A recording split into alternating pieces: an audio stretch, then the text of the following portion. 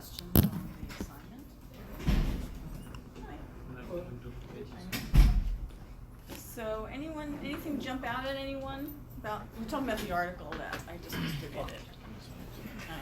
If you had a chance to take a look at it. If you didn't, whatever, but it's on the topic of global core investments. And it was written by group PGIM, which is the new moniker for Prudential, essentially. So it's an insurance company. So it's always important to think about who's distributing what information, what they're saying. So is there anything that jumped out at anybody that? In terms of asset classes, like being considered for core real estate, I mean, there were different dynamics, like put out by both of them. I thought, considering what becomes core asset, like say a value add, does it eventually become a core asset? Is that what we're looking at value adds or opportunity developments? Like, do they become core assets like eventually within 10 years? What is that horizon that we give? Like those. Right. There's a saying called buy to sell to core.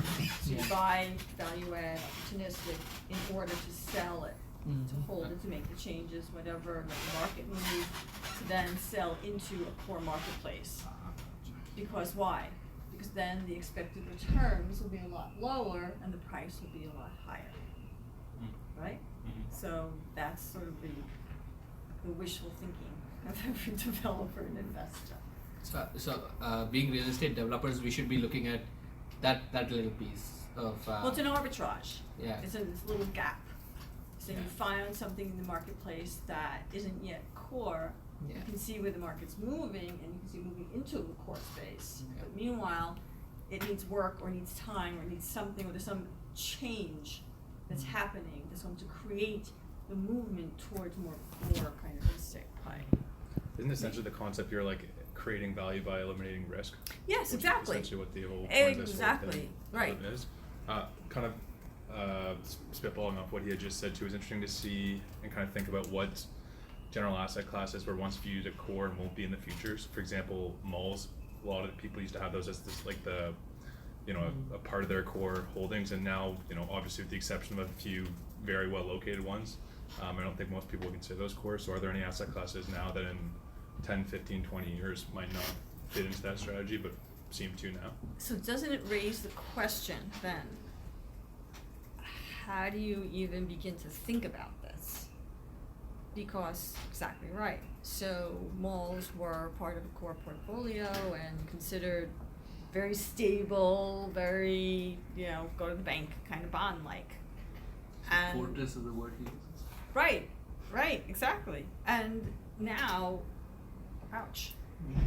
So how dependable, and do we even care by classifying it in these buckets that are somewhat, the perimeters are somewhat malleable.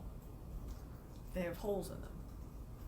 I think it also says a lot about like the core is not really any one given asset class or any one given location, but it's kind of everything else put together. So it's what's core in Manhattan is not what's core in Tokyo or in Paris.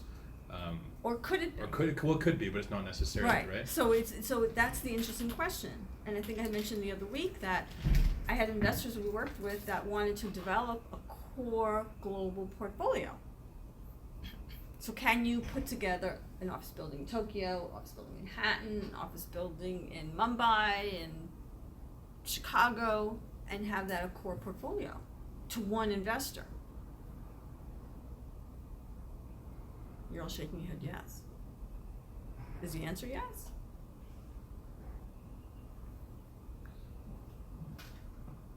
Seems like an awful statement. Everyone chooses.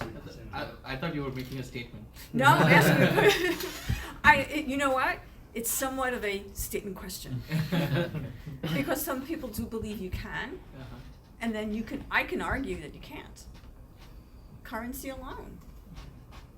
Right? However, there are characteristics, you have to sort of strip it all away and say, okay, there can be core assets in Tokyo, there can be core assets in Mumbai, there can be core assets in Warsaw. it's not necessarily critical, necessarily a regional distinction that makes something core or not core.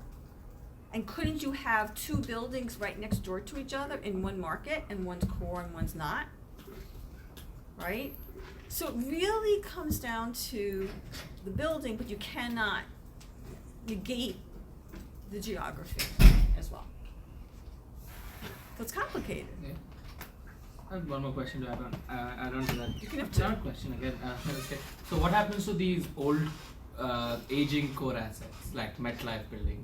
I mean, we can refurbish them on the inside as much as possible, but like on the outside, as a structure itself, like it is. So is it so? What's the dynamic there? Like, you know, when a core asset is aging. So the Chrysler building sold recently, and it was Tishman Speyer that was really Middle Eastern money that was behind it, that owned it, and they sold it to, I forgot who, but to another major institute. Oh, I know who, to RXR, to an American, but he probably has all this foreign money behind him. So remember, it's not. Right. So it was RXR, and they bought it for, I don't remember the number. 150 million? Yeah. So I used to manage that building, and we had a loan at that time for $250 million to the Japanese banks. So that just tells. So my point, to answer your question, Hush, is it was downgraded tremendously. Because why? I mean, the Chrysler Building is an iconic building. It doesn't get more, in my mind, it doesn't get more beautiful than that. I'm biased. But point is, if you look at the floor plates and just being in that building compared to, you know, the amenities and, you know, go down to Hudson Yards or whatever. One Vanderbilt. Right, one Vanderbilt. Right, exactly. It's night and day. So what happens is and that's what the reason he got it for so cheap is because it was there were a lot of vacancies. So that's what happens. Wasn't I feel they were bought, I think it was bought for like 800 and something million back like 10 years ago? From Tishman? From Tishman. Well, what happened was, it's a long history. So it was so Jack Ken Cook, Yep. he okay, you want the whole history?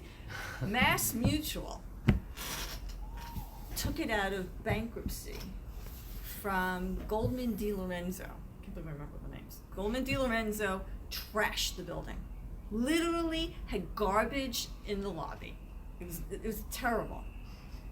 Mass Mutual took it over. Mass Mutual then sold it. They wanted it off their books. This guy, Jack Ken Cook, who was this Canadian, at that time, he was one of the wealthiest men in the world. And and he wasn't a real estate guy. His money was made from media. And the reason he bought it was because he was getting divorced. And he was trying to just put money that his wife wouldn't be able to, his then becoming ex-wife wouldn't be able to access. It's the truth. So he bought it and he owned it. He ultimately took out $250 million loan from the Japanese banks. The building he was taking out of his pocket for cash flow. He died. His estate said, enough of that. And ultimately, so I was involved with ultimately the sale at that point. Cooper Union has the ground lease. It's a very long, expensive ground lease. And Tishman Speyer got the deal because they went and struck a deal around everybody with Cooper Union. So Tishman Speyer owns it. They then brought in Middle Eastern capital, and then ultimately they sold it because it was just going downhill and they weren't doing much of anything to it. And now we'll see what he does. I think there's huge opportunity.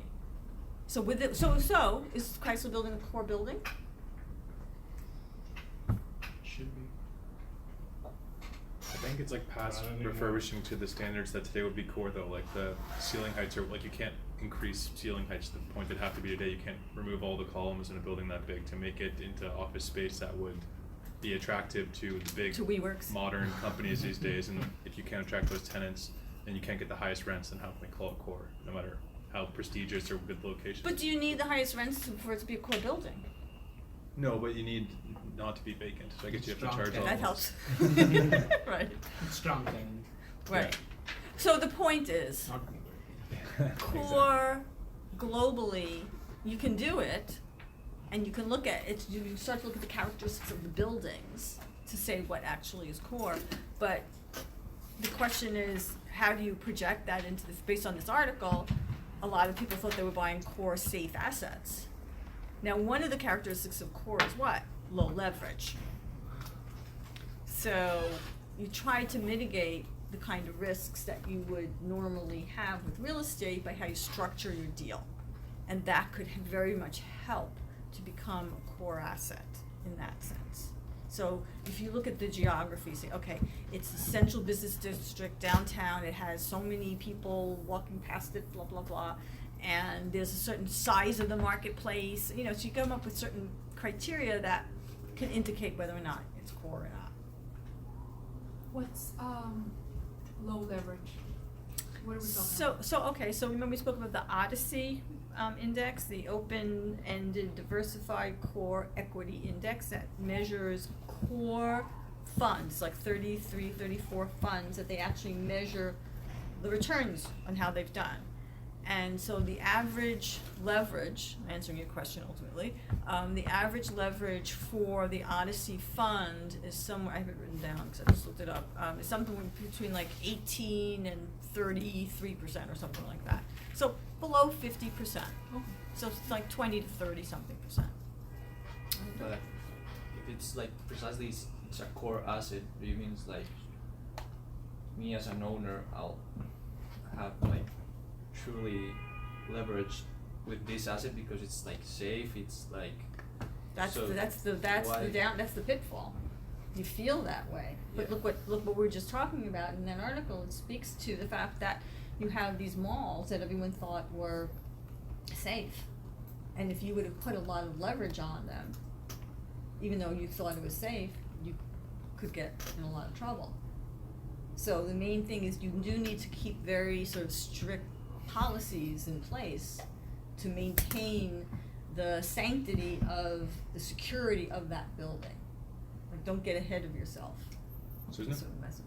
more the strategy than just the specific asset? And in that Of sense, course. couldn't you take a slightly riskier building, but if you're having less leverage on it and there's less risk, couldn't that technically fit in within a core Right, strategy and it to a certain evolves. extent? I think what the article, the main point of the article is that it evolves.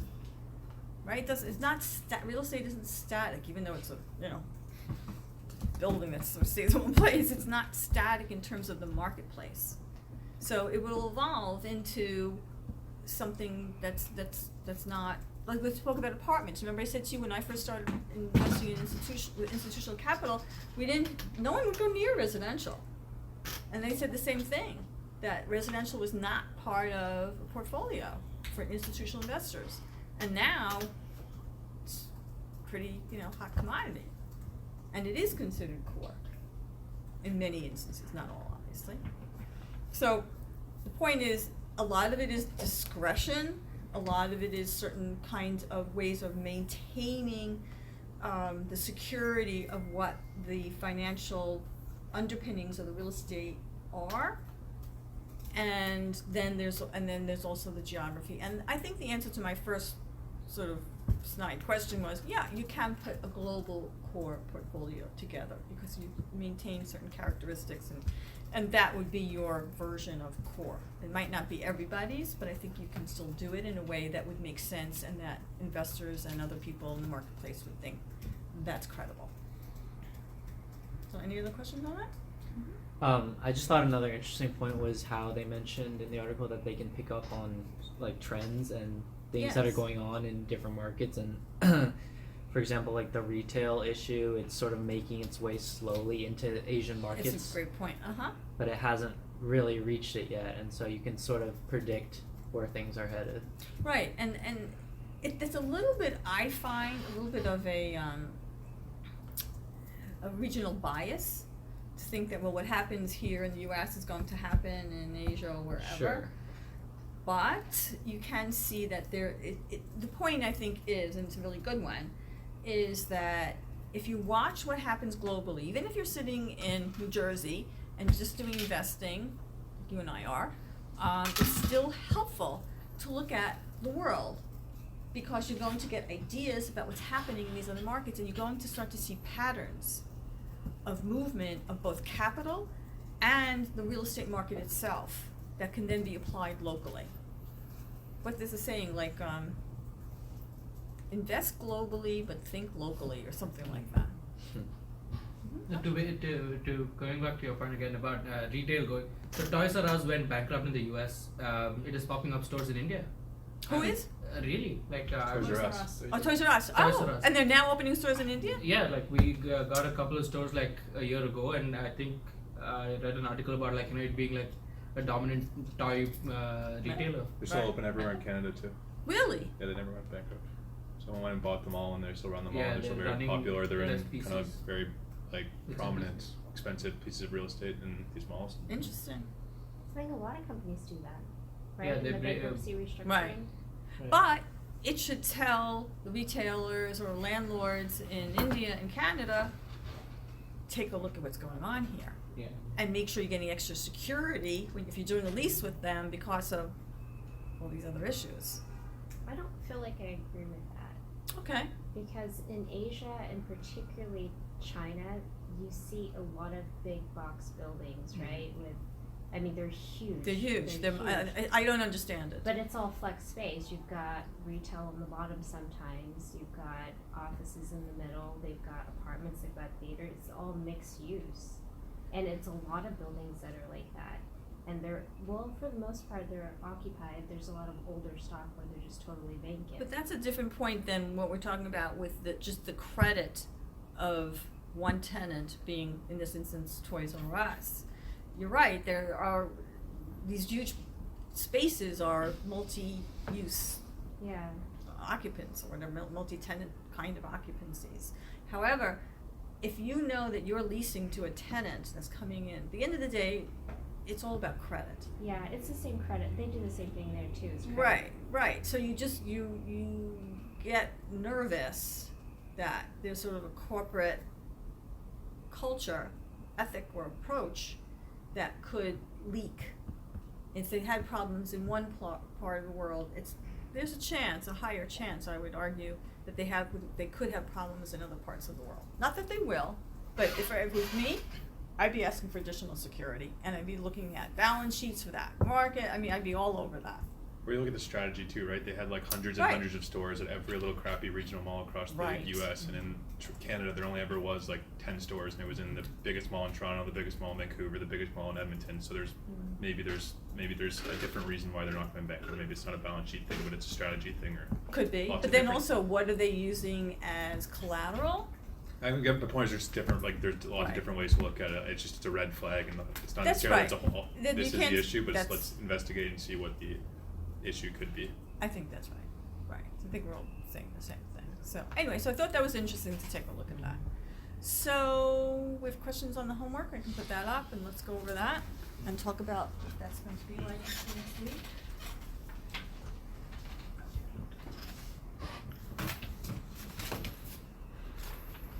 Okay. Do you want me to go over it again, or do you want to just ask questions? Want to go over it again? Let's go over it. Okay. Thank you. Panics. Okay. Yeah. Okay, so what we're looking to do is to build out a portfolio of all these different countries to see whether or not it would, actually, let me take this back. What we're really looking to do is to see whether or not, remember, we are a US investor, right? So that's how you have to look at this from the perspective of you are a US investor, and you are going to see whether or not you want to be investing in these various countries. And how are you going to determine that? Well, what these two charts do for us is compare and contrast the various countries to your home market, which is the US, and you're going to figure out what the returns are that are needed as a US investor that will take care of all of what? The risks. Okay? So we're quantifying the actual risks. That's really what this is all about. It's quantifying the risks to see whether or not the returns that we get at the end of the chart will be actually achievable in the markets. And you're not going to talk about that, but you're just looking at, again, from the US perspective, to understand what the total quantifiable risks are and how much you would need to invest in US. So we'll start here. So, well, actually, let's start here. So what we're first going to do is look at what are the risk premiums that are going to be needed, but looking at, as we've all said, we need to look at all the other asset classes too, to be able to make our decisions as a global investor. So we're first starting to look at the equities, the stock market, the equities, bond market. We're going to look at obviously the US Treasuries, because why? We said that the 10-year Treasury was our risk-free rate. And that was the rate, that's the safe rate that we can sort of go to the bank with the highest credit backed by the US government. That, I don't know if there's ever been a default on that. So that's our risk-free rate, so that's the basis of what we're starting with. And then we're going to build on all, because remember, we have a choice. We're an investor that has, let's say it's $100. You can just go buy a US Treasury government bond, 10-year bond. So that's what we're starting with. That's the easiest, safest investment you could make. Everything after that, there are additional risks that have to get added on. And if we're adding on risks, we want to get paid in returns for each of those risks. And that's what this is doing. We're saying, how much do we need to get paid for each of those risks? Does that make sense? Okay. All right. So we're going to look at just setting the stage for us is the first chart here, the sovereign risk premium calculation without currency. So we're just looking at what the state of affairs are. What are the treasury, what are the safe rates in each of these countries? What does inflation look like? What are the equities market doing? Is there inflation? We're getting a good picture of what's happening, okay? Then we just want to look at, just on a general basis, how are the risk-free rates looking at compared to different countries? So that's what the little chart, the 10-year government bond spread is, right? So we're just looking across the countries here to just say, this is just Europe actually, looking at them and saying, how are we going to be getting our returns from a 10-year treasury bond on a comparative basis? So all you're doing is you're looking up what the 10-year treasury government bond is paying in each of these countries, okay? I mean, we're getting the premium, right? Right, We're are you comparing getting it the versus premium? the Are US. you getting, so you can't are we- tell, are we right, getting the are premium? you getting the premium? Right? Because let's say we're sitting here, remember a few years ago there was this whole debacle in Greece? We practically went bankrupt and, okay. So at that point, if you were a high risk, high roller kind of investor, you'd be looking at that and saying, oh, well, maybe I can get a really good return. But I know that they're on the brink of collapse. But maybe if I can get, I don't know, 10, 12, 14% return on a government bond, because I think the rest of the EU is not going to let them collapse. So they're going to keep paying the bonds. It's one of the last things that go. So that maybe that's a good bet. Or maybe it's not enough for you. That you're sitting in UK and the bonds there are paying, I don't know what they were paying at that time, but let's say we're paying 4 or 5%. Was 9, 7% enough of a premium to pay for the risk? If you could just go buy your own country bond for 7, or whatever I said, versus buying for 14 in Italy, in Greece, does that pay you for the political risks, the currency issues, the verge of collapse, the sovereign wealth issues, the monetary, fiscal issues, all of that? Are you getting paid enough? That's what that's looking at. So I want to get you used to thinking about that kind of comparison. For the 10-year government bond spreads, we're using the same exact countries, and what's the difference between latest and spread versus T-bond? So the latest is what the current Current. 10-year treasury rate is for each of those particular countries. Mm-hmm. Then what you want to do is compare that to the US, because remember, you're the US Okay. investor. So Mhm. that number is a subtraction or Got it. addition, whatever, depending on. But so it's just compared to the 10-year US treasury, Okay. okay? So worst case scenario, we're at the base U.S. Treasury bond, because for example, I think all the ones on the left, it's actually ends up being a negative because they have such low rates. So we're gonna stick at whatever it is, 1.7% or whatever. Obviously, we can go lower. Right. Okay. Does everyone understand that? You good, Brenda? Okay. Okay? Make sense? It's all logical, I don't think it's like, it's no trick. It's very basic. Okay.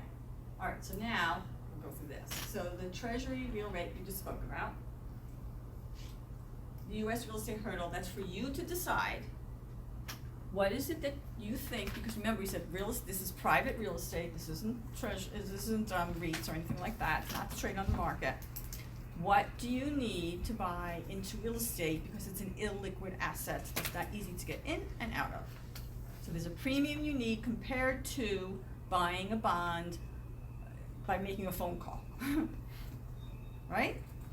And what is that? And we said, remember we said last week, I think in the Bard and Gale article, where they were talking about 200 basis points, give or take, okay? So you have, go back to what we've been looking at, all right? All the answers are in there.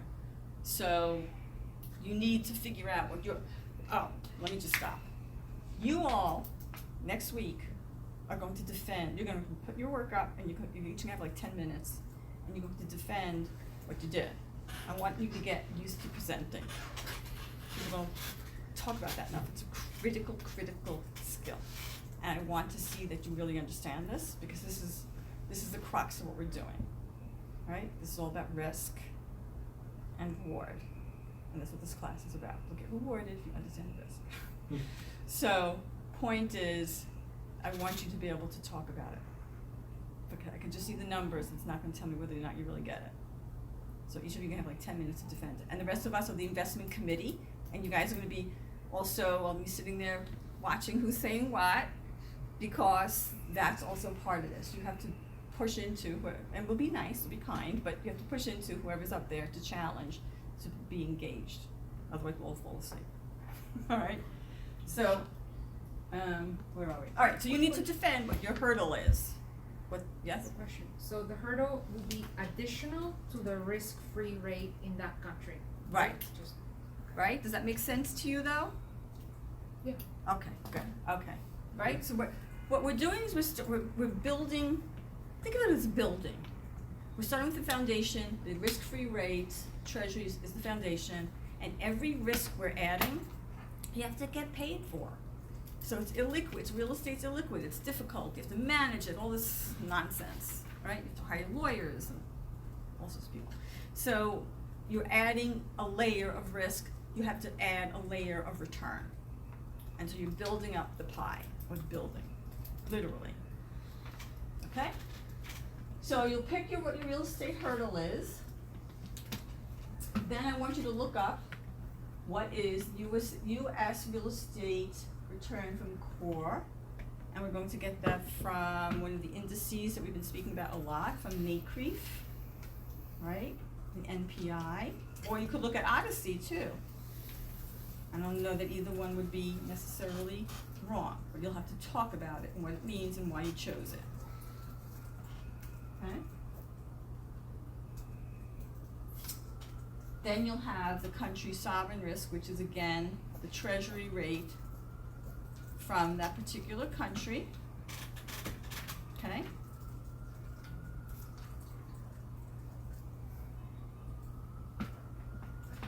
And then you're looking at ultimately what your international core real estate hurdle is overall. Is the country's Okay. sovereign risks just their treasury rate? It's the difference between their treasury rate and. And the difference, right? Okay. So for some of them, it's going to be zero. Correct. Gotcha. Then we're going to start to add in what you think the different risks are. And today we're going to spend, after we're finished with this, the rest of the class will be on risk. And we'll touch upon a lot of this. But we've spoken about some already. Transparency, we're talking today about currency, tax issues, and all sorts of, whatever it is that you come up with that you think of. Don't put 10 in, put a manageable number in, and with what you think how much you need to get paid for each of those risks. Now, part of this is going to be a little bit iterative. And what I mean by that is, you're going to come, at the end, you'll come up with a number. And if it's like 55%, you're like, whoa, no. That's like way too much, right? So you'll back up and you'll see, okay, this is too much. And go back and look at, well, the first page of this session was from Bardingale's article on emerging market risk. That page has the range of returns for each of the different kinds. So that's your clue to then look at that and say, where are we now that article was a long time ago, so if you just copy those numbers, you're gonna be, well, you might not be wrong, but whatever. So you need to just figure out what is appropriate for today. Okay? And so now you're going to then add that and then come down with the required return for that particular country. And then you're going to see and think about it when you present your case to us. You are going to then look at that and say, oh, I'm a U.S. investor, pension fund, your CalPERS, right? Does that make sense for you to be investing in that country? And you'll, again, this is all in 10 minutes, so don't go crazy about doing demographic and political research and everything. Just generally, what do you think, does this make sense? And you can talk just in big picture conversation about each of the countries. Okay? Very big picture. Might be a dumb question, but the additional yield from leverage, are we using a property level return, which is this kind of the sum we get to an expected return from real estate activity? So remember we went through trying to show how much leverage. I remember how we did it, but we assumed a property level return of 10%, but I'm saying. Right, that's so you can make some assumptions in there. Yeah, and up the banner that you found that I forgot shows what the different interest rates are and stuff. So you can just say, this would add another 200 basis points, give or take. Again, I'm not gonna start doing the math. Yeah. You can just say within a range. You could use that chart from the last class that showed how to calculate the incremental increase in return or return on equity from leverage, and do like 1 or 2. Could we not use it though, like use kind of the where we got the bolded line, like expected return from real estate activity? Because like if we're expecting a 20% return in India and a 10% return in the UK, it's obviously gonna be a huge difference on how leverage impacts it, because Yes. it could be, positive or negative depending Correct. on everything else. So we could just use the number we've calculated so far. Yes. Okay. Yeah. Yes. It should be interesting and fun. Sort of. I know it's an assignment, but still, what it does is it's getting you to look at these different indices and the different markets, and you're owning it in a way that meets sitting here talking about it. Like whatever. Okay? And look, during the week, if you have questions, email me. I could always get on the phone with you. Don't panic. Okay? So, that's that. Little housekeeping. So, I have holiday on October 9th. I think I put it in the syllabus, or I put it someplace, which is not next week, but the week after. It's a religious holiday for me. So, I won't be here. So we need to reschedule or figure this out as we go. This happened to me once or twice before, and we sort of just fit it in and whatever, cause there's a lot of you and I know schedules are tight and such. So let's see how we do, and then we'll see, and if we need to, I'm happy to meet whenever, you know, if you wanna send me dates, if there are other, times during the week that you can meet, let me know and I'll take a poll and see, but I don't want anyone to be, hurt because of my situation. So we'll figure this out together, but I just wanted you to know now that October 9th, there will be no class. Okay? Alright, so we just do a quick attendance, I think I did most of it. Let's see, Brenda, you're here. Anil, you're here. David Moskovich, no, does anyone know him? Yeah. I don't have his number, but he's in a few of my other classes. Okay, he was here for the first class, but then, no, he's still registered, so I wasn't sure. Alright, I'll reach out to him. He was here last week, I believe, no? No. Oh, okay. Maybe I'm thinking about somebody else. Okay, whatever. Austin, you're Yeah, here. he's in our. It's a different Nate's David, though. here. Oh. Pasha's I was, here. Victor's not here, but he was, Amy. I think was maybe you're thinking of. Jared, you're there. Is the big Okay, you, there. And Shifang, you're there. And Jessica, you're there. Okay, good. Alright. Alright, so, any questions on this, you'll let me know. Oh, here was, I did put this in here, the leverage again. So it's in this one too. With time, if you wanna go over, we can go over it again, so. Okay, so today is really about, oops.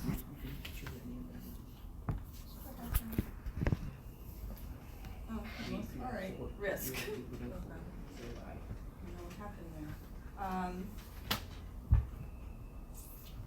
there. Okay, well, I did have a chart there, which dissolved. So we typically look to break things down into country risk, currency risk, inflation risk, and real estate risk. So again, if you think about the charts that we're doing, homework, the assignment, it really is broken down on some level. We looked at, there's an inflation level in there. We're not talking about currency because it's too complicated, quite frankly, to account for in here. But if you think about do you understand the difference between fiscal and monetary risks? No? Okay. So fiscal risk is what the government, so they control the budget, they control the revenues for taxes to get the revenues. That's fiscal risk. So sort of like the budget, the operating budget for the government, for the country, that's controlled by the government. Whereas monetary risk is, think about what the central banks do. So central banks control what? Interest rates, right? And sort of flow of money. And they work with the banks and such. So those are two big differences. So when you're thinking about risks and assessing countries, we think about both the government and what they're doing or not doing. They're putting too much, like right now, the amount of debt. And that's something you might want to think about, hint, hint, for your assignment, that there's a lot of issues right now. In fact, if I can get the article, I will distribute it. Oh, that's okay. That talks to the fact that there's never been this amount of debt, sovereign debt in the world. And that's a huge issue. I mean, we think about debt, on our measly little real estate projects being potentially a problem. Think about what it is when we speak of trillions and trillions and trillions of dollars. So that really is something to be aware of. And that would be on the country risk, and that would be on the nation's fiscal issues. So you want to make sure you're covering that, and you want to look at also the health or the lack of health of the banks, right? So these are all sort of categories of where we would be going to. So here is a good chart for some period of time, just comparing the different major cities around the world and how they laid out both. And I kept this because I couldn't find another one that shows both standard deviation and return. Because again, we're thinking about risk. So the risk being obviously further away from the mean or the average is considered in most instances higher risk. And are we getting paid for those risks by looking at someplace like Shanghai or London, where you're further out on the standard deviation or the volatility? Because remember, away from the mean, away from the average, indicates more volatility, right? So there's more bumps along the road. So higher volatility, Shanghai, London, but you're getting paid pretty nicely, right? So not so bad. Versus, look at Tokyo. You think you're going to look to invest, just generally, forget all the particulars that I'm not putting out there, but do you think you would look to go invest in Tokyo based on this? Absolutely not. Right. And because? Lots of volatility, no return. Right? That's like the worst. And that's for a long period of time. Now remember, that's the period of time where they had like 0 interest rates, or close to 0 interest rates. Right? So there was no inflation, and there was no growth. So that's sort of what sank that ship. But here too, when we talk about diversification as being the key for why we're doing this to begin with. And like look at Chicago and Sydney. Like, would you bother? Maybe you do, but it's still good to understand this. See how your different cities are relating or not relating or correlated. Remember the whole concept of correlation to each other or not correlated. So this looks to essentially, so do you understand what CAGR, compound annual growth rate? Right? I put together a few different reports that I was able to get from some things, because I can't get The Economist, you know the magazine The Economist. So the EIU, which is Economist Intelligence Unit, produces very good reports on countries and analysis on countries, but they make you pay for all of this. So it's out there, and even as a student or part of the faculty, I've tried and I still couldn't get it. They still want to charge a lot of money. So I just wanted you to see how other people do rank and look at these countries, someone like an economist. So they actually rate the sovereign risks, they rate the currency risks, and then they also will do something, what's called a country report, and they, in a snapshot, and this is what I think is really important just generally. If you look at this in 2 pages, they've covered sovereign risk, currency risk, banking sector risk, political risk, and economic structure risk, and included some nice little charts along the way. So they did a very nice job, and that's what you should be thinking about like for next week. This kind of bullet point, what are the headlines, what are the key takeaways, not like 10 sentences about, I don't know, whatever, but just be succinct. No, this is only for Singapore. Would it be? Correct. Would you be able to find it for? Yes, they do every country. Oh, okay. Yeah, but again, I think, at least maybe you're better finding it than I am. I couldn't find more updated ones, things that, without having me to have to pay for it. But would 2017 be considered relevant or not really? Look, you know what? Whatever you find, I'm not gonna be judging you on a right or wrong answer. I wanna see how you think. Okay? So if you tell me, this is all I could get, it's fine. Okay. All right? Fair enough? So let's see what they said though. What did they talk about? Net creditor, potential repayment. So public debt is in Singapore dollars.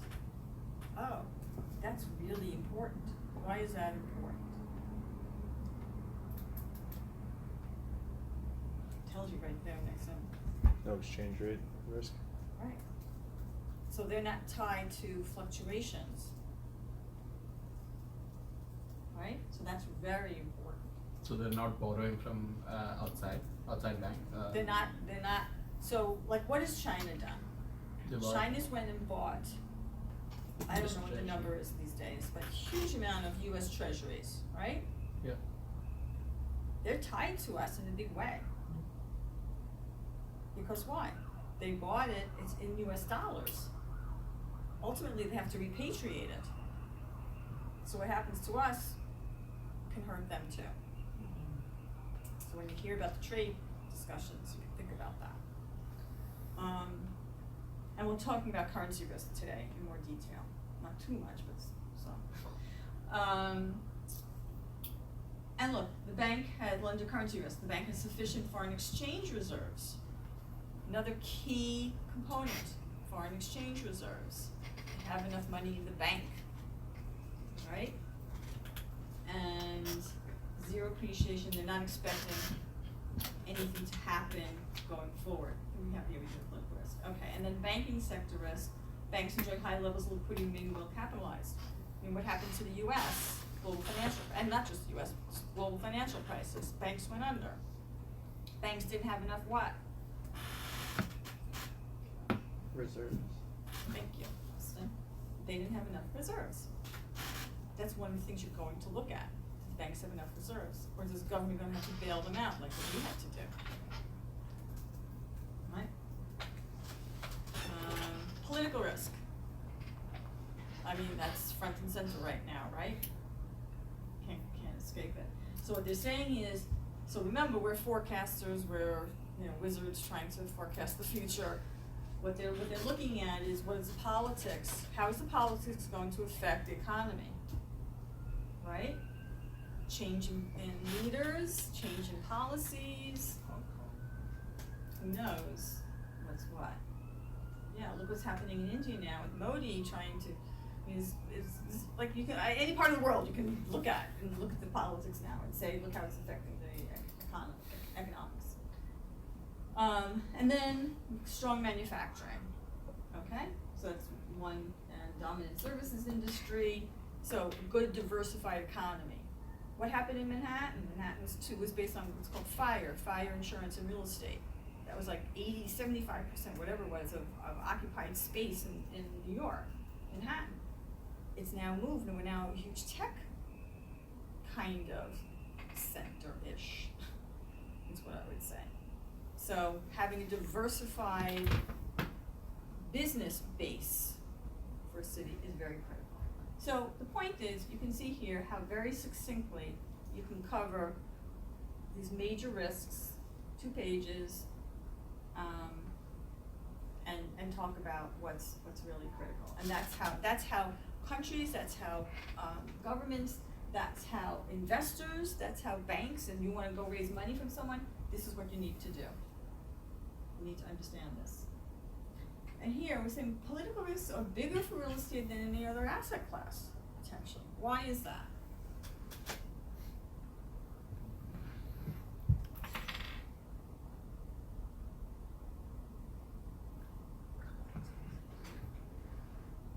Can't get out, you're stuck, right?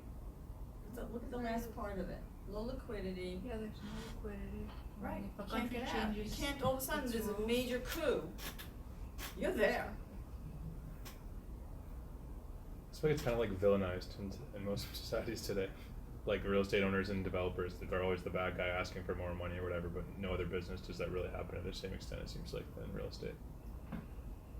Right, look at, well, it was, Amazon. And what happened in Long Island City? Tax revenues, people's money. Politics, that was a huge political, pull the rug out. Right? And that was all about real estate at the end of the day. And it's also, there are many countries where foreign capital is not wanted in real estate. It's too precious. And it's considered, it's part of people's heritage. And they don't want people coming in that don't look like them to own the real estate. Because what is it going to do to them potentially? So there's a lot, it's complicated. It could be messy. Regulation, in terms of just managing, now, there's, with all of what's happening with the environment, this whole ESG movement has really impacted real estate. And you better believe these institutions that we've been talking about, these pension funds, they all have requirements now for their real estate managers to have ESG as part of their strategy. And if you don't have it, you might not get the money.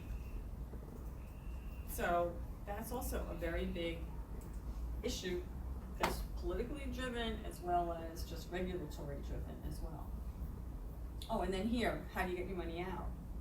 We spoke about some issues that had happened in China at times, and you talk about going to Vietnam, Austin. And it's like, well, that's a communist country.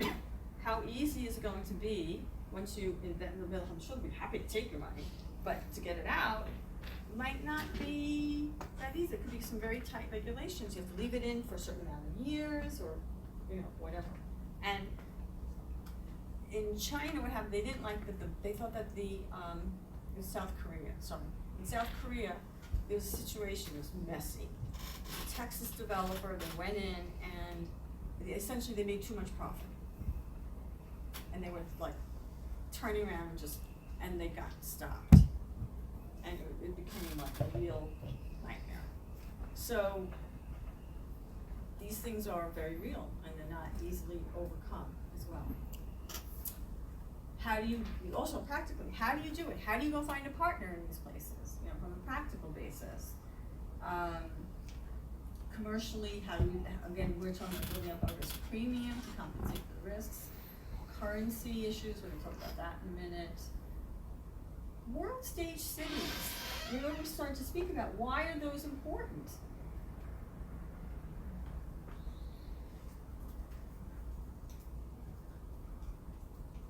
I think they're most resilient towards like inflation and recession. They decline the least and they recover the quickest. They're also oftentimes like the gateways for capital into a lot of these markets. So it's liquidity. Yeah. Right? At the end of the day, it's, you feel like you get in. What did we say before? We want to make certain that there's at least a REIT market in these cities, these towns, because we know that's tradable. They could be buying our properties. There's a liquid market that's related to real estate. Critical piece of the puzzle. Right? One thing that was said in that article that we reviewed in the beginning that I didn't necessarily agree with, they said that there's a divergence of how these different cities are behaving and there isn't the synchronization.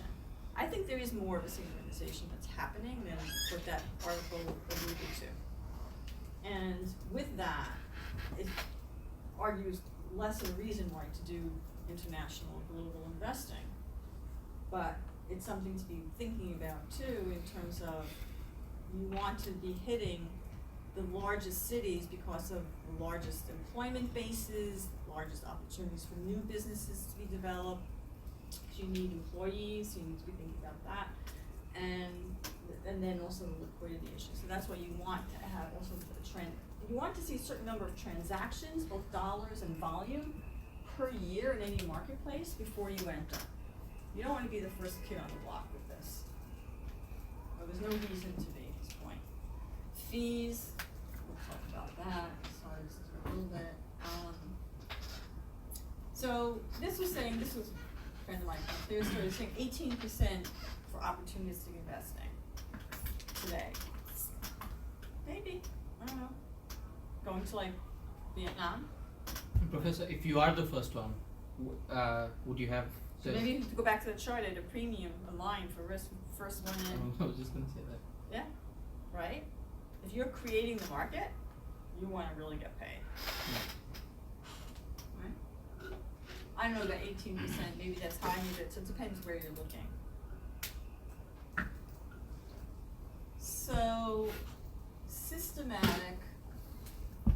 unsystematic risks. Does anyone understand what the difference between those two are?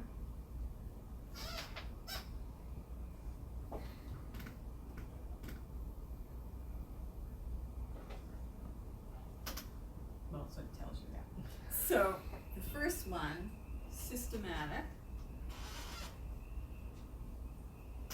you can't get away from them, essentially. You can't invest out or away from them. They are inherent to the system. They're built into the system. There's nothing you can do about it. Whereas unsystematic risk, you can figure out ways of diversifying away from those particular risks. And you can go to different regions within a particular marketplace. You can look at different, like the demographic trends. You can move if you think that all millennials are moving now to the suburbs. They're not, but if they are, then maybe you say, okay, I'm going to stay in urban as a way of deflecting that kind of unsystematic risk. Versus, and here's this, they agree with me too, that the globalization has led to more synchronized cycles. So, in other words, inflation around the world. Pretty much, I don't think in those charts that you're going to do, I mean, there are some exceptions, I shouldn't say that. There are, you have Argentina, you have some like really outliers, but for the most part, it's sort of a flattening that happens. And that we had what's called the global financial crisis for a reason. It was global. And this is what happened. We're all so interrelated. What we looked at before with Singapore, they have their debt in Singapore dollars. Not everybody does. So when you don't, and all of a sudden the dollar, the US dollar starts to depreciate, that's going to impact your investment as if you're sitting in Singapore or Taiwan or wherever you are. So all of it is very interrelated, and if you're in the international markets, the point is there's a commonality now, a thread that's happening that's throughout the system that you cannot escape if you're going to be in the market, and you just it's very difficult to get away from that. So like the situation in Hong Kong, that would be under unsystematic? You mean the riots? Yeah. I mean, because in Yeah, one regard, it yes, was it's not a predictable. global risk. It's Yeah. it's inherent just to that market. So if that was something that was disturbing to you, you would say, I'm not going to invest in that marketplace, but that's not going to impact necessarily if I'm investing in New York or Chicago or wherever. Right. So you need to distinguish between them in terms of thinking about the risks in your portfolio of what you can control and what you cannot control or get away from. And when there was a global financial crisis, where did you go? There weren't many places to really escape. There were no escape hatches. And then the local markets, then you start to look at more the triangle goes down, more like the vacancy rate. You start to pick your marketplaces based on certain parameters that you're looking to choose in terms of the real estate specifics, and then the actual object. So systematic has to be global, right? Or not?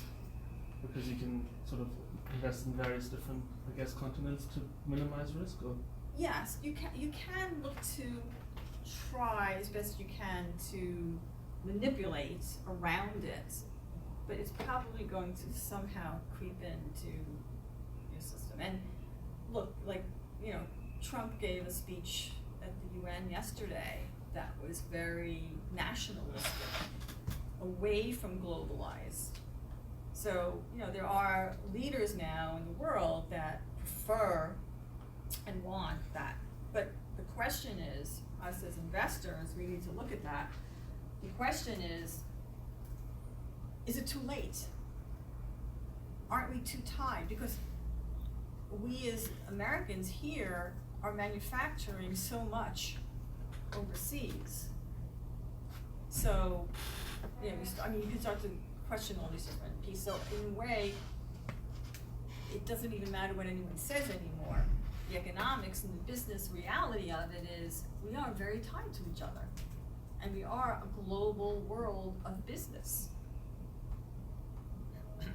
So on the systematic side, just so I'm very, very clear, I've got a situation in a certain region where their election cycles impacts my ability to acquire land there. So that would be systematic, right? Mm-hmm.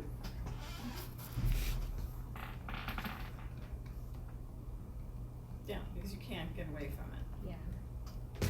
There's nothing you can do.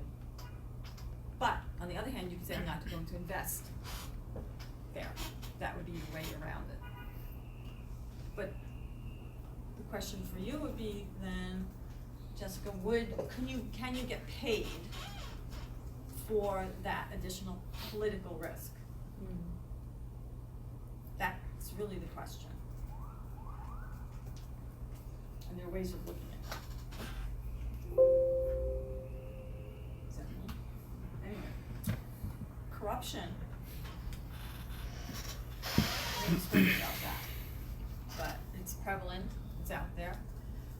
And one of the things with when you have like these banks and investment managers, are we talking about the Brookfields and Blackstones and all these groups that create these fund products that invest in different parts of the world, because they're regulated by their home countries, they have very strict operating policies.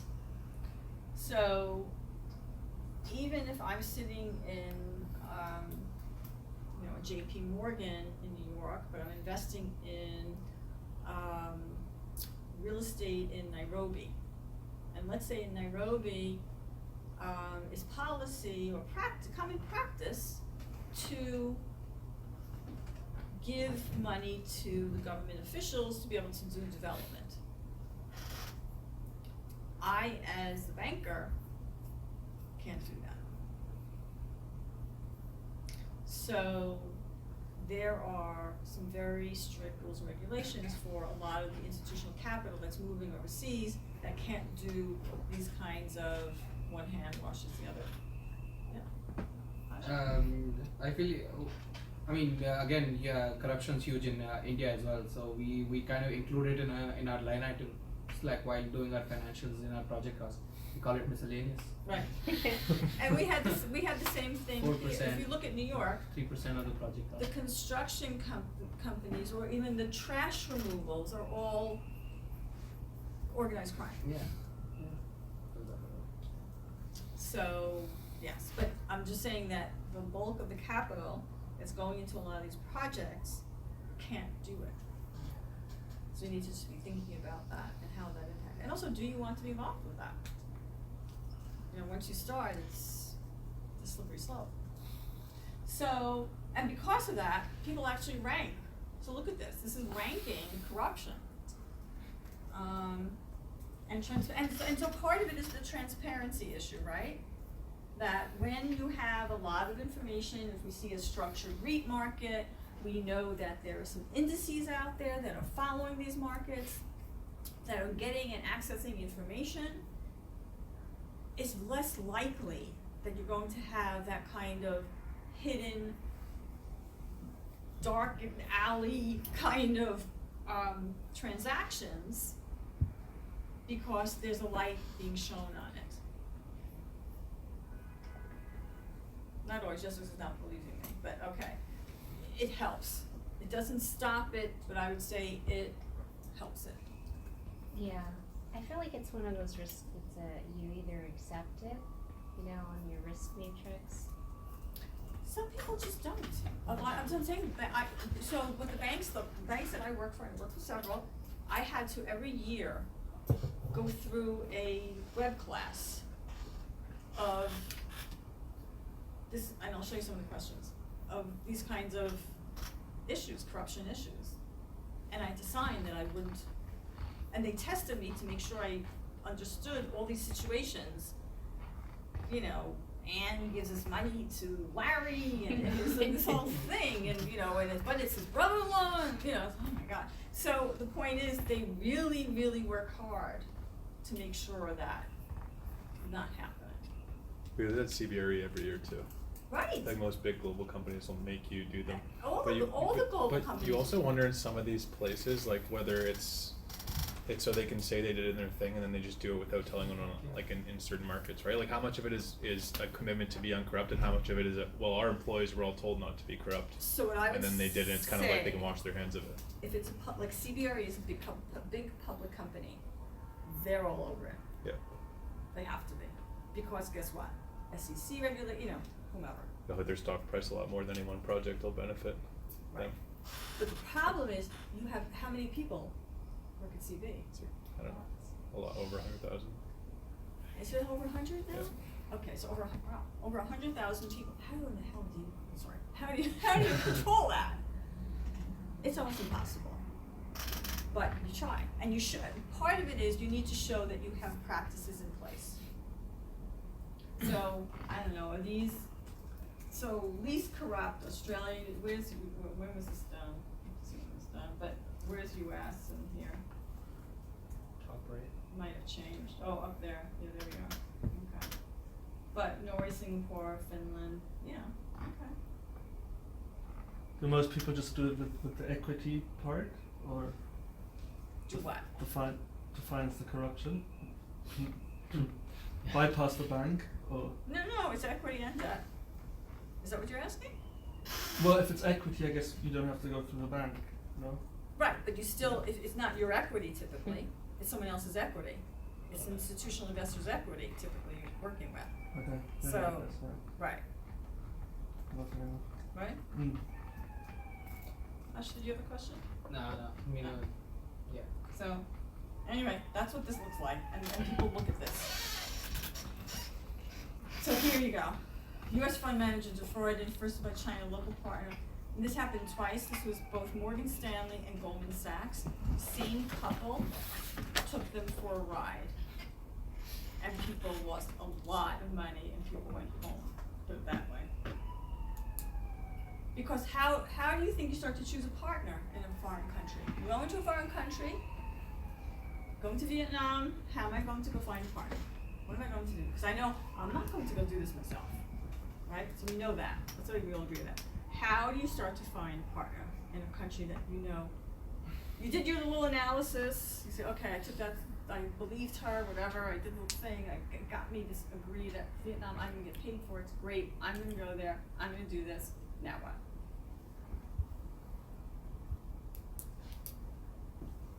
You're a consulting agency? A local consulting agency? Okay. Like, no, well, A global one? Yeah. Okay, okay, so a global one that has a local presence. Yeah. Okay, good idea, Linda? I think you can look at their track record and see the projects they've done and whatever. Who's and the they? The company that you're choosing, your partner. But how do you find them? What do you mean, how do you find You said, okay, I'm sitting at CBRE GI, okay, that's the global investment management firm, part of CBRE. I want to go invest, I have a fund, we're doing global investing, targeted Vietnam is a place to be. Okay, I'm sitting in my office in Toronto, I came up with that idea. Now what do I do? You need to be in the country. So you get on a plane, you go. And well, you have to look at the companies that have the best track record in that country, I suppose, right? You want to start somewhere, so you want to start where, you know. There's no transparency. That is good. At some point, once you pick the company, So the company, you mean the real estate, the real the estate developer, investor. the construction company, and once you decide, I mean, you could have done a lot of research on them and all this stuff, but there is Personal? yeah, you have to have and at some point it's like some risk that you have to take, and that you, like you said, like you have to put it on your expected return, because you are running a risk of dealing with someone that might have a problem. Like, look at these sort of scenarios. Yeah, I mean, you can do I feel like you can do the best research, the best investigation on this company, and at the end, there is still some risk. So, I mean, I don't think there is an answer to finding the correct partner. You know? I mean, I know you're speaking volume, but I have a funny one. Like I'd say go to grad school, like in a country where you're invested. I mean, in a country where you're driving investment from. Go to grad school with them, like, network well, socialize well.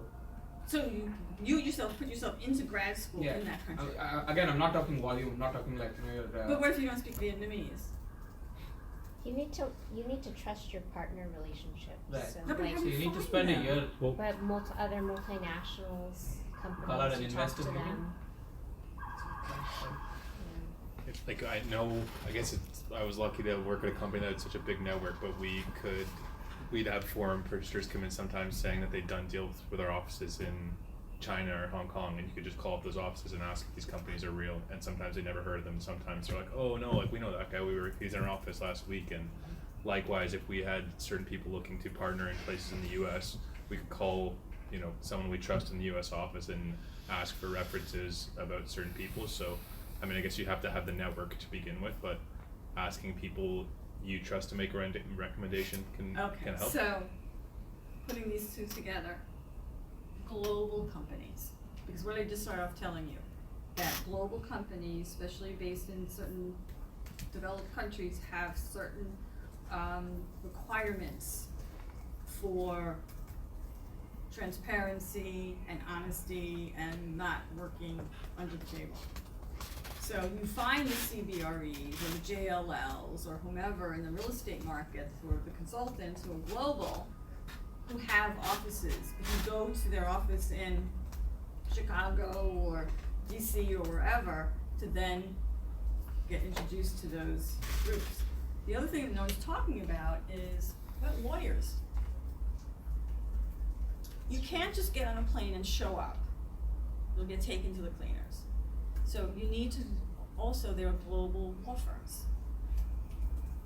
And you go through the local people to then get introduced to, the local people in your market, to then get introduced to the people in Vietnam, wherever you go, Hanoi or Ho Chi Minh.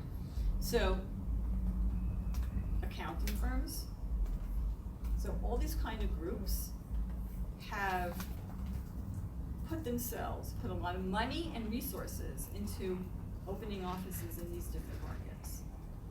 And that's one way of starting to try to get intelligence and insight into who it is you might be partnering with. As a first step, would you say the brokerage firms are the best start? I think they all are. Yeah. What do you do in countries where, for example, JLL is not that huge? Like I know, for example, JLL is trying to break ground and grow in Latin America, but they're not huge. They're not big in Latin America. They're not big in Colombia or Peru. They're trying, but they're not there yet. But yet you still have companies like EI and Paladin doing businesses in Peru and Colombia. So how did they found those partners? I can still talk to the head of Latin America for JLL and go from there. They usually have local partnerships. And they will know, they can also make introductions for you. Because going just by yourself and showing up, Yeah. but having a personal introduction from someone who knows someone is usually somewhat helpful. And then you'll find out who the players are through that, and you'll start to move, in that direction. Or not, depending upon what you find. There are also like government agencies that promote. Yeah, it's a great point. Yes, exactly. Go to the Chamber of Commerce. Right? Yeah. Go to the US Embassy in these countries. I think we're talking about a situation where, okay, we do all this research and then we decide, okay, we're gonna go invest in Brazil, for example, Sure. because. But a lot of the people who I think do this type of business, they go to specific countries, yes, because the opportunity is fantastic and the risk, or after they do their analysis, but also because they have some form of connection in Not that always. country. I can tell you, cite so many examples of, no, they just No. decided. And they go. There's been a lot of problems because of that, because Americans typically, like, they think they can get on a plane, show up, and just like, okay, I'm here. Doesn't work. I particularly wouldn't. Right. That would never occur to me, you know. that, Right, it shouldn't, right, just You know, one. you would just pick something that you have some form of connection, some boots in the ground or something. Exactly. Alright, so this is a lot of soft stuff. Corruption, fraud, emerging markets, really, 'cause it's emerging, everyone has their hand out, everyone's trying to do something, so beware.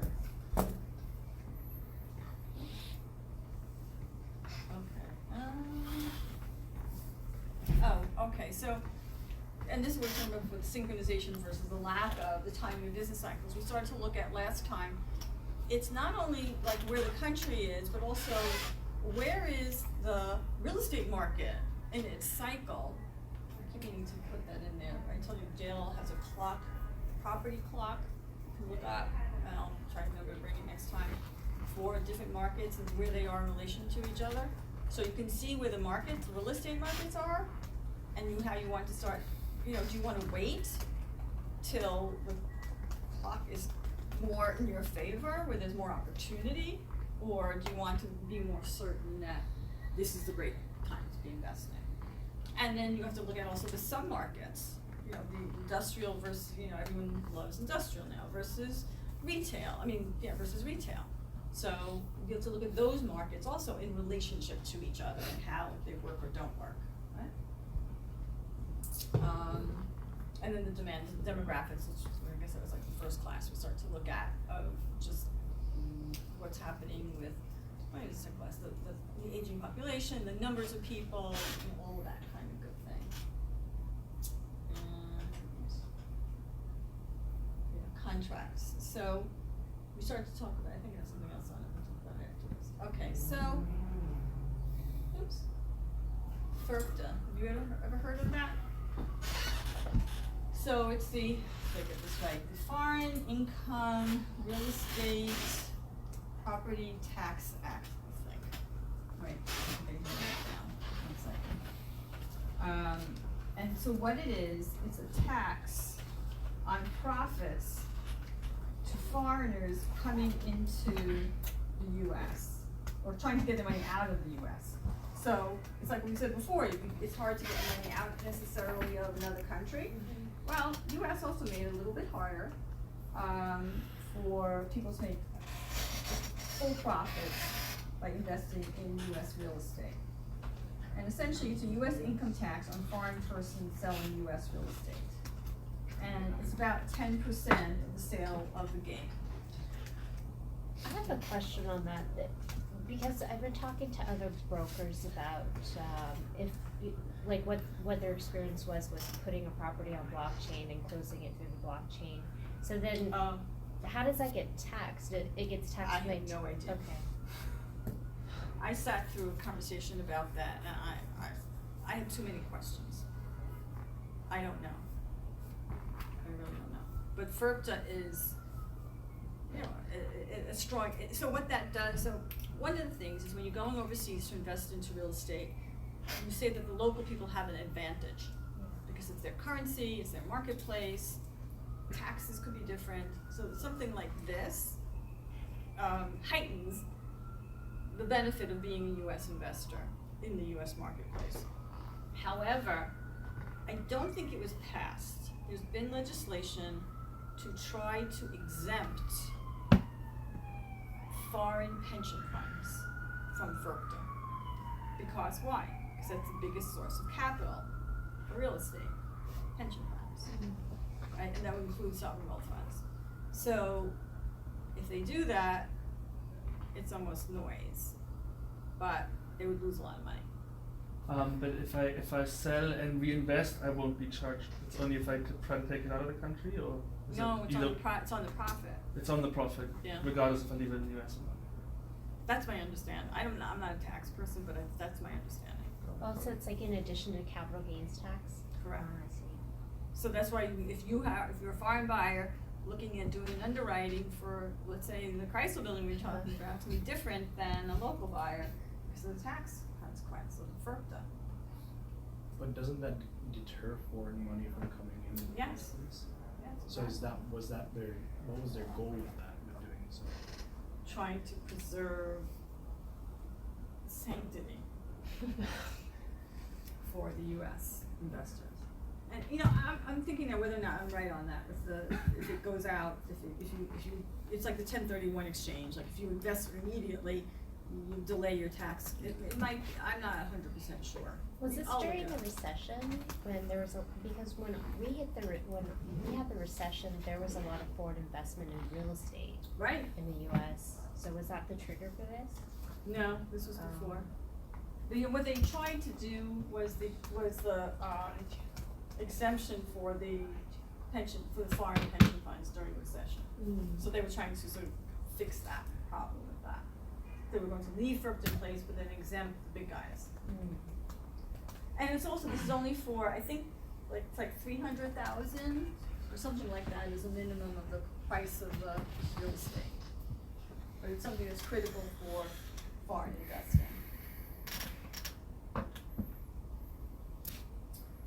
So, foreign exchange, so currency. Let's see, how are we doing on timing?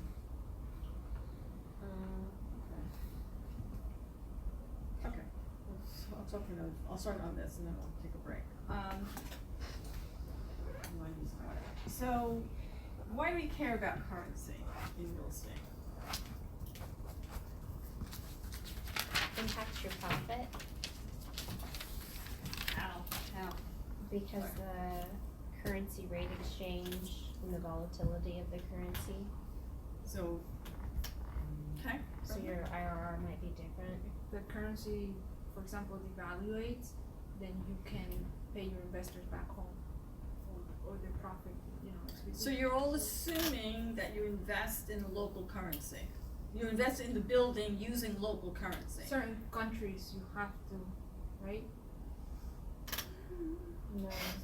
You can, there's some things you can do, but I mean, you we'll can assume hedge, we'll you know, assume that's when- correct. Well, that's what we're gonna get to, right? Yeah, you can hedge, Right. but No, but sometimes you can still, you can do debt in US dollars as an example.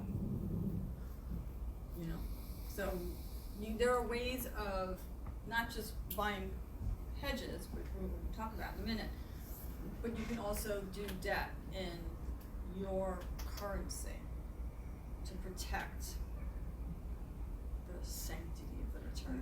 What do you mean, like borrowing in that country? So, like what we did we did a Japan logistics fund, and what we ended up doing was we did the debt in U.S. dollars. And what we did was we worked with a Japanese bank that had operations in the U.S., and we structured it so that we had the debt, even though the assets were in Japan, we did the debt in U.S. dollars. So that was a form of a hedge. Okay. Would all countries allow that though? Because we were doing a case study in one of my other classes, and they were investing in London during my class, right? Yeah. And they were saying that they couldn't. Somebody mentioned that to mitigate the risk of currency getting devalued, and the professor had said something like it has to be used locally. So that's what it was. I think that was the Brazil one, yeah. That was a Brazil That was the one? Brazil Oh, one, so yeah. Brazil has a lot of, Yes. right. With the same thing, Right. the height It goes depends, to higher. it depends where you are and what Okay. you're doing. And also the interest rate in certain countries are awful. Right, So right. I you mean, borrow- look, it would be ideal to be able to take out Japanese debt for U.S. real estate. Think of that arbitrage. But the thing is, what we did was we took. Also, remember something too. Remember I described how these funds come together to buy these different assets. Remember there was public, private, and there was this fund vehicle. We just talked about that. Guess who's in the fund vehicles? Like I mentioned last week that Blackstone raised $20 billion. You think that's of equity to invest in global real estate, right? Right, it's crazy. Do you think that's all U.S. investors? No way. So you have a pool of investors from all over the world, all of a sudden coming together, investing in different assets in different parts of the world. It could be, I don't know, but it could be that that global fund is a US dollar denominated fund. So what that means is the investors sort of take the hit, if you will, independently by going in US dollars. So they give Blackstone $100 million US. Okay? Then Blackstone takes that $100 million, has to then convert it to then invest into Taipei. Then Blackstone has to sell Taipei assets, get the capital in Taiwanese, whatever Taiwanese dollars are, Taiwanese dollars, whatever, and then bring it back into US dollars to give back to the investor. So there's a lot of moving pieces in that, right? And think about it. So every investor is going to have a different return. So because why? Because you have all these investors come from different countries. So ultimately, if you do a common denominator of US dollars, it smooths it somewhat. So that's one way of dealing with it. So even though and we did both, in LaSalle, we did both US dollar denominated and then we did yen denominated products. Now part of it is a lot of these large institutions have the currency, they have like a cover for all of the stock, because they're investing in stocks, bonds, everything in different countries. So they buy like an umbrella policy in essence, a blanket hedge, I forgot the name of it, but this is a term of art, blanket hedge we call it. And that covers their whole portfolio. But not everyone has that.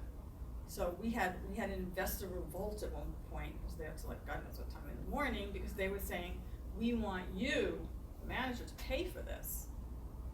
Now, so what is it that we're paying for? We're trying to hedge these risks, to minimize the risks. So there are financial instruments that you can buy that actually hedge the risk of these currency swings. Now, remember, there's a few pieces of the puzzle, right? There's how are we getting our returns? From what? Income and appreciation. So you can buy a hedge just for the income piece. You can buy a hedge just for the appreciation piece, or you can buy a hedge for both. This stuff is very expensive. It's several hundred basis points of your return. So a lot of times, the managers will be like, just doing it. I'm not buying any of these hedges. It's too expensive, and I'm just investing. And who are the sellers of these hedges? Banks. Banks will have currency desks. And you go to the bank and you say, I want to buy a currency hedge. And they'll show you how you do it and what it costs and the different pieces. And the other piece of it too, obviously, and I'll get to those questions. The other piece of it too is the term. You do 1 year, 5 year, 10 year, that's going to make a huge difference in the cost of these. But remember what I said, most of these funds are, what? 10-year funds. It's a long time. And real estate, when investing in real estate, like you at least need to give it 10 years for like. Yes or no? You could look. How do you typically judge whether or not a real estate deal is successful or not? What metrics do you use? IRR would be my term. What's right? Okay, it's a good answer. What is IRR based on? Based on the returns I make in spite of all my risks that I'm taking. Each year? It's a time. The time Thank is you. huge. It's a time-sensitive return.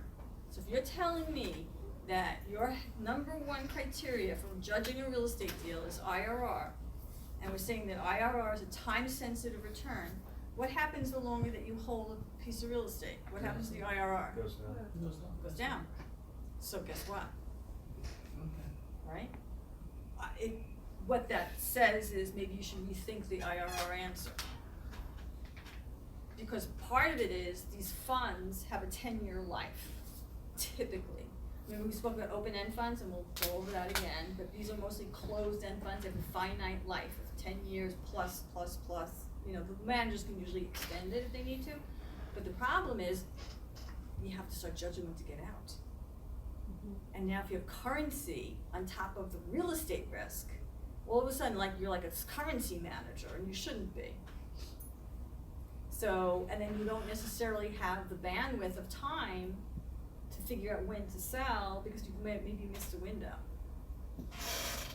It's a very tricky business. But we'll talk about, is IRR really the right metric? And so I plant that seed. All right, let's take a break.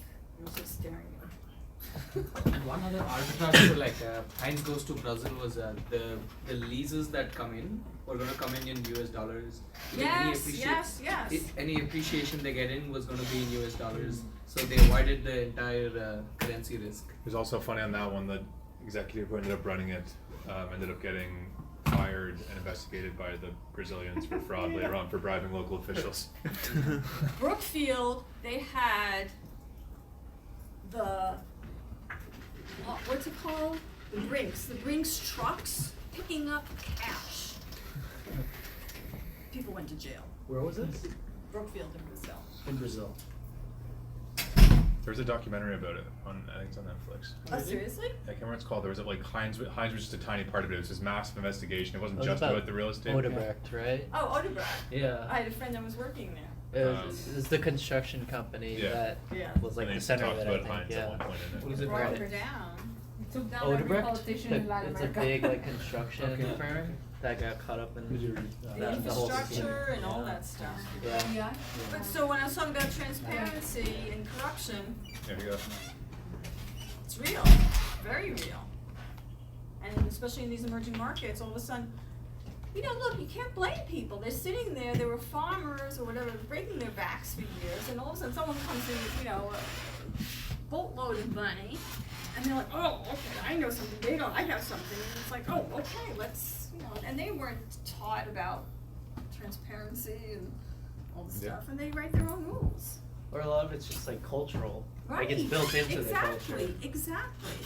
People don't even understand, even the concept of lying is a Judeo-Christian concept, it's a construct, that it doesn't translate to Shinto, Buddhism, you look in the Middle East, there's a lot of acceptance of what we would call lying in cultures that and we haven't discussed this, but the whole, issue of culturalism is critical in all of this. So someone might be lying to what you think is lying to, you think it's the worst thing, but that's just how they are. That's natural, that's acceptable, it's business as usual. None of you will ever go overseas again after you're done. It's funny when I worked in a private bank. In Peru? No, here. Oh. For Latin America. We cover a couple countries. We had one of our clients had her money, her entire portfolio, basically either here or in Switzerland, and she will come twice a year and exchange $200,000 or $300,000 in euros. Mm-hmm. I remember because I would walk with her to the branch for her to get all this Yeah, and they cash. slowly take it out She would bring it back to her country. to her country and just pay everything in cash. Of And course. The way I look at it, she's evading taxes, and us here in the U.S., even though she's not evading our taxes, we're helping her. Of course, you're To- aiding her. Yeah. So it was like, I was much younger when I started at the bank, and I remember the first day I was like walking with her to get her cash, and then she just put it in her bag and go back home. I thought it was like crazy. You know, You're much right. later I was like, you know, I'm not happy I don't work there anymore. It's yeah. But you know what? For them, like you said, it's a cultural thing, and they think that the government is stealing from them for being taxed so much. And look at the interest rates. Yeah. I mean, them taking out, let's say, $200,000, it becomes equal to like maybe $100,000 by the time they're, you know.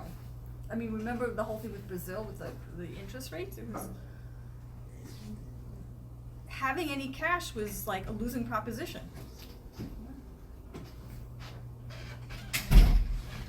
So it's tough. The whole point is that you just have to be aware, and you can look as best you can to try to mitigate, to manage. You're not going to get everything. You're not going to get everything right, but at least go in with a plan, with an idea of how you're going to do all of this and treat everyone. That's the other thing. People, it's partially is trying to just understand and be respectful as well, because cultures differ, like we were saying. It's different. It's not right or wrong. I sat in a Japanese bank for a few years in Tokyo. Hope you brought a mail with you. A mail? Did you bring a mail with you? No, no. It was interesting. So, but I saw the banking system directly. And I used to go home and I'd say to my husband, you know, if you applied American banking standards to this bank, the bank would collapse. Unfortunately, I was right, and a few years after I left, the bank collapsed. It was a long-term credit bank, TCB. But the point was, I never, you know, I tried to just learn from them, even though their approach was so different than what I was trained on. But you had to respect that they just do things so differently, and who am I to start criticizing how they do it?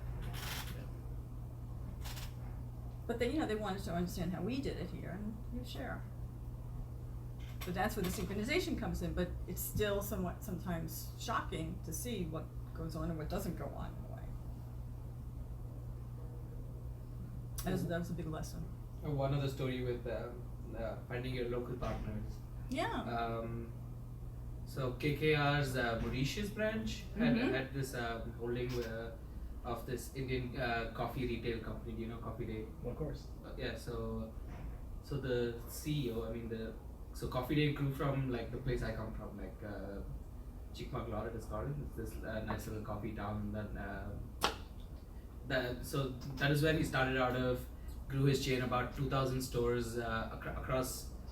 Majority across India and majorly across India, and a couple of stores in outside India. Grew his business from from the scratch, because he thought there was value to add when you directly sell coffee from your own. So he used to own a lot of estate land, like 16,000 acres. Plantations. 16,000 acres of Wow. coffee estates or something. So he thought there was definitely a premium to be made by just grounding the coffee and selling it at retail stops. So he had about 1,600 stores.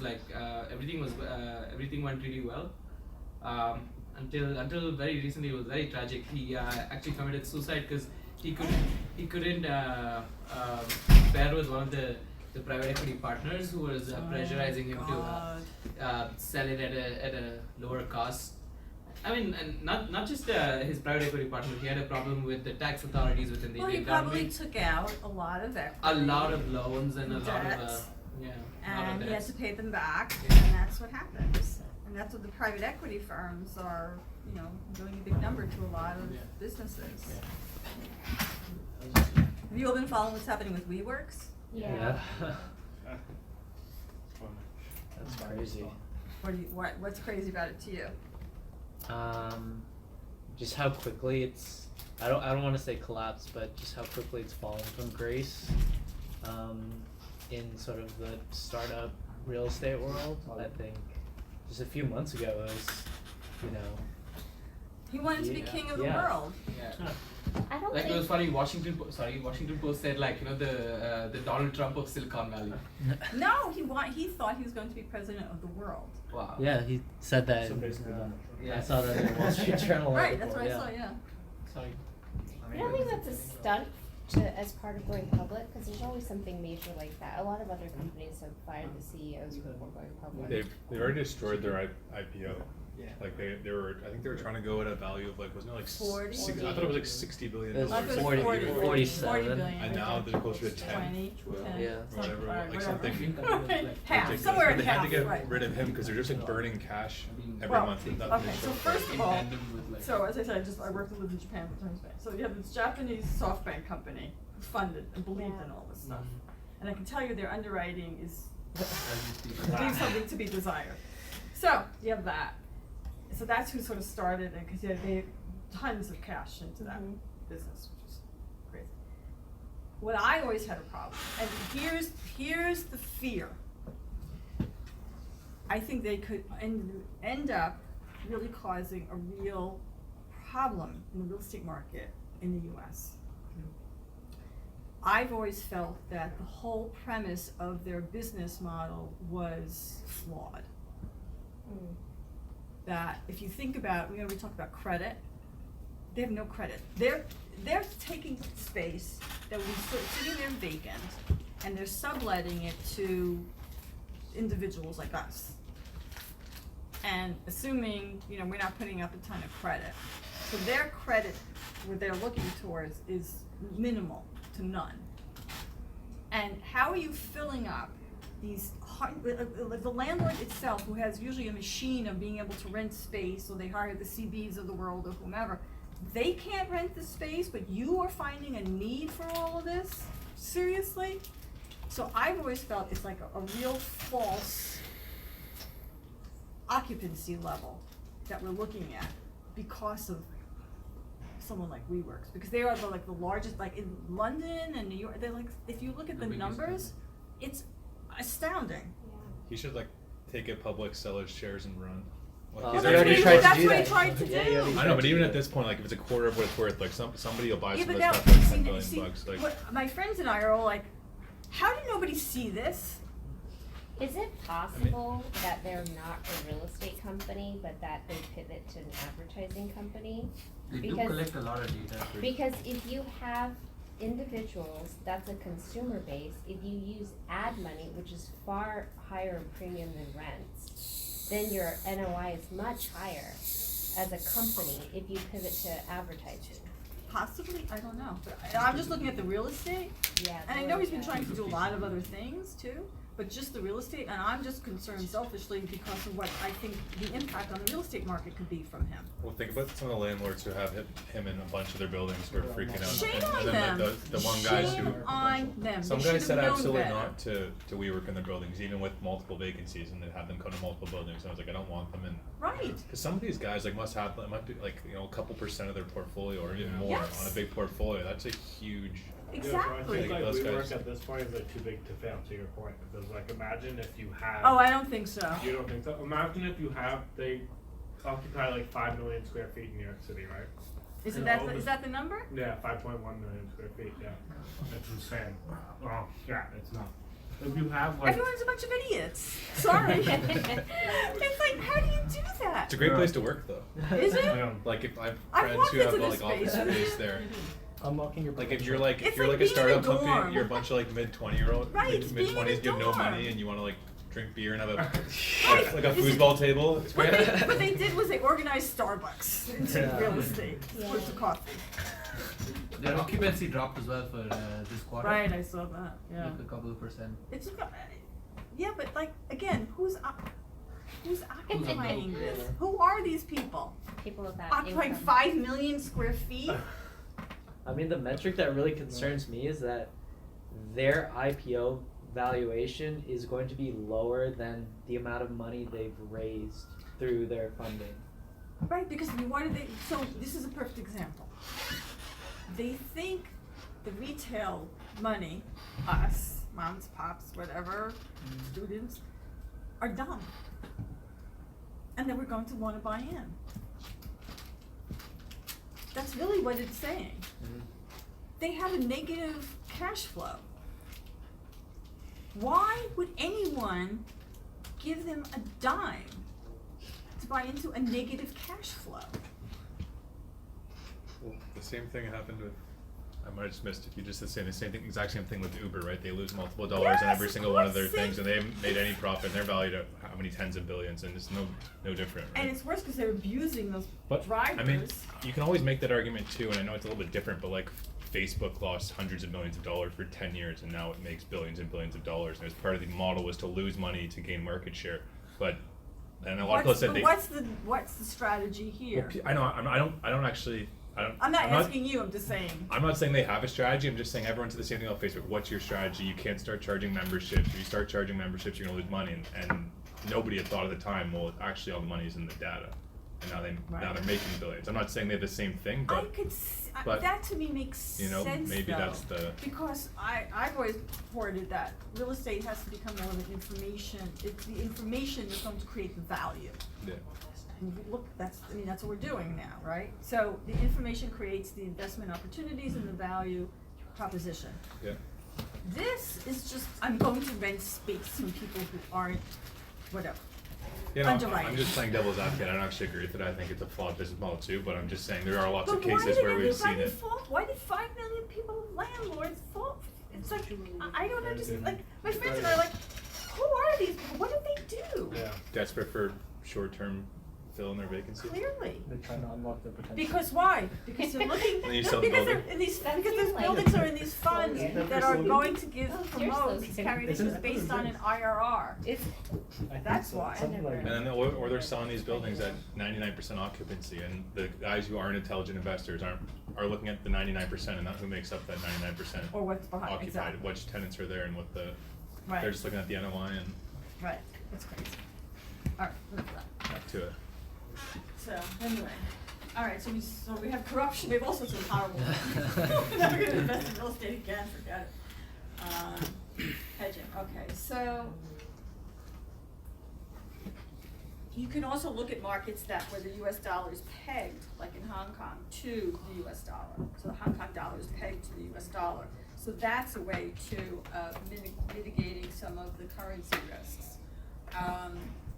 And then the investors themselves can actually go and buy these hedges from the banks or whatever currency hedge companies are, but primarily banks.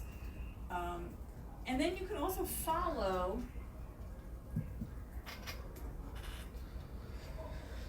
the change in currencies over a period of time and see how it compares to the dollar to be able to make some decisions. So, part of what's frightening though is the value change in the US dollar that impacts the value of the real estate in terms of you trying to get out of the real estate. So the red or orange, whatever, triangles are the currency factor and value change. So you're looking at, like in the green box, you know, you lost value in a lot of these countries strictly due to currency. And look at Tokyo, almost, you know, was it 12% or so? Sydney, Melbourne, so Australia, you know, had some big moves, so that clearly had an impact. There's India, again, Australia, Singapore, Taipei, Bangkok. So the point is, you have to take it very seriously.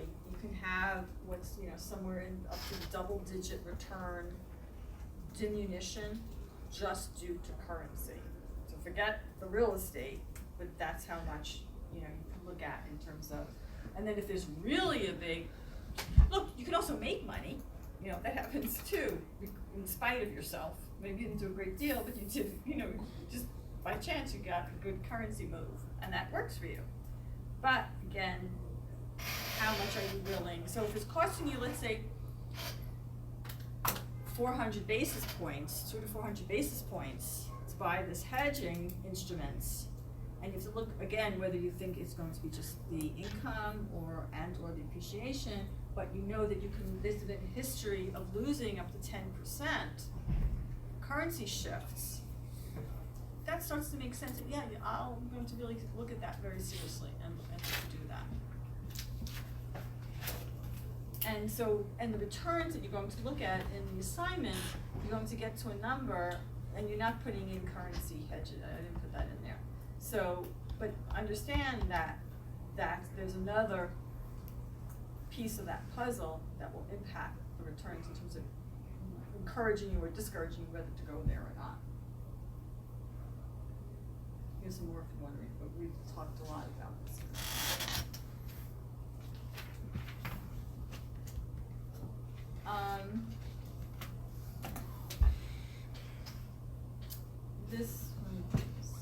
Okay, so this was looking at total returns for office space in terms of the correlations. And we've talked about this a lot, so you can start to see again when you start to, and this is also for a nice long period of time. So this is after looking at all the risks and then starting to go back to, again, how are these countries relating to each other in terms of building out the portfolio. So we started to have everyone look at, and actually maybe next week, why don't you do that too? Bring in with you, maybe I said to put together following certain indices. You did it last week. Next week, let's take more of a look at that when you're presenting your assignment of your portfolio returns. Let's look at that too in terms of what you would be saying, you know what, going forward, I think this is going to be helpful and this is what I've been looking at and that kind of thing. So here is what we did at LaSalle for tracking what are the signals for looking at what the risks are and what where the downturn will be. And that's what we've been, really, that's what this is all about, is trying to figure out how do we predict better? How do we become better crystal ball users? And looking at this, there's three different pieces of this pie in terms of the real estate, the debt and equity levels, and then the real estate pricing, so the supply demand versus the pricing in the real estate. And you can see that there are some commonalities, but then there's some differences too. So remember we spoke about the leading economic indicators, which was the basket of 10 different indices. So we think that's a really great one. So this also helps you in terms of your that assignment of looking at your indices and the U.S. yield curve. And we spoke about the fact that the U.S. yield curve was in the negative for, I guess, for a few weeks, about a month or so ago. And it's starting to move, I think, back in that direction, it seems like. And interestingly enough, look at this, Asia Pacific. Why do you think that you would, for Asia Pacific real estate, that you would be looking at a yield curve in mature economies, so not in Asia Pacific in essence, in Western economies like US, Europe maybe. Why do you think that would be? Honestly, outside of mature economies, it's very, very difficult to acquire land. Well, what does it have to do with the yield curve? Yield curve, remember, is looking at what? Treasuries, right? It's more stable. But why, if I'm investing in Asia Pacific for real estate, why am I going to look at what's happening in treasuries in the US? Are there any other countries other than Hong Kong where it's pegged to the US dollar, or is it just, There's some others, but this is a treasuries. Just to establish a benchmark, like base, in order to get an investment from Asia Pacific. It's what we were saying before, that the synchronization of these markets, and what we were saying before also, that there's a lot of debt that is bought by, let's say, China, right? So that's going to impact what? More available debt and cash in places like China. So the movements in the yield curve in the US Treasury market, because there's so many different investors from Asia who are in US dollars, in the US market particularly, going to impact what's happening in the Asian markets. And that's going to impact real estate supply and demand ultimately. Because whether or not people have the wherewithal, if they're being hurt in the US market, that's going to impact their growth opportunities. Because they're intertwined. Exactly. So again, it leads to that synchronization. That's why I said I didn't really agree with what those guys were saying in the PGIM article about the core. So you start to see that. So that's something that's going to impact not only you as a US investor, but you as an investor in Asia Pacific. And then also remember too, what did I say before? A lot of manufacturing is happening in Asia Pacific for US products. So US manufacturers, although they're Asian manufacturers, US companies are going to be looking for space in Vietnam, in China, to manufacture their goods. And if the US yield curve is negative or in trouble, that's going to impact their ability to then be expanding into these markets, to take up space. Does that make sense? Corporate bond spreads. It's interesting how corporate bond spreads is only in Europe, or with a UK focus, for real estate demand. I'm not sure I know why. Do any of you give any guesses as to why that might be the case?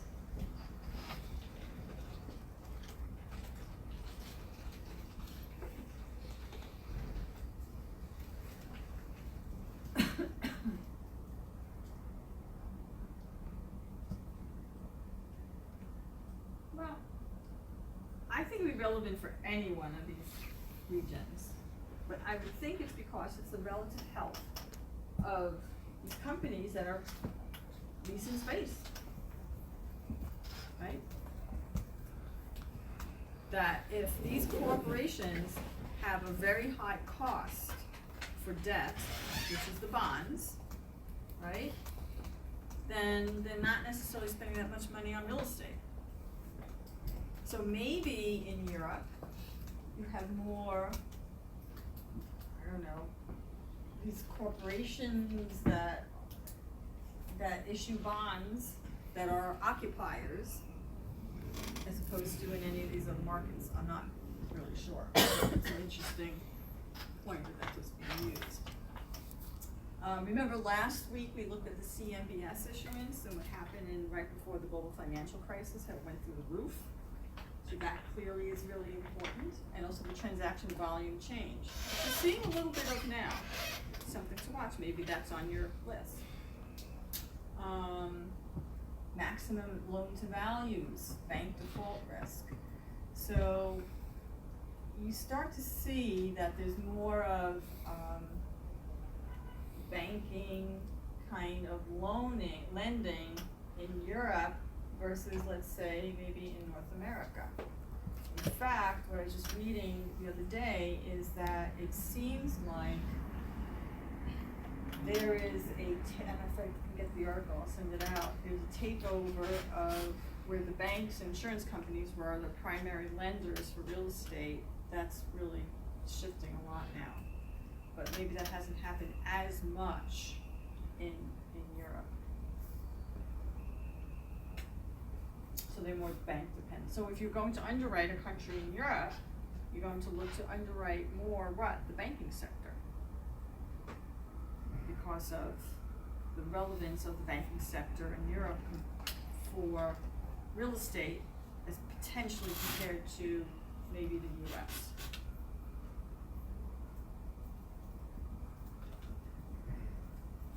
Isn't it interesting that real estate pricing, you're looking at the real estate yield spread to corporate bonds. So they're saying that there's a correlation between how real estate is priced to how corporate bonds are priced. which,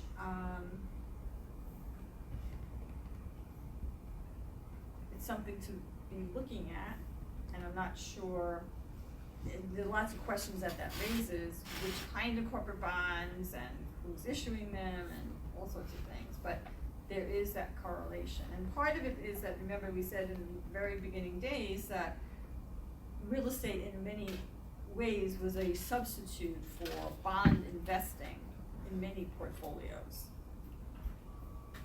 And then trailing 6-month REIT prices. So here, and the REITs obviously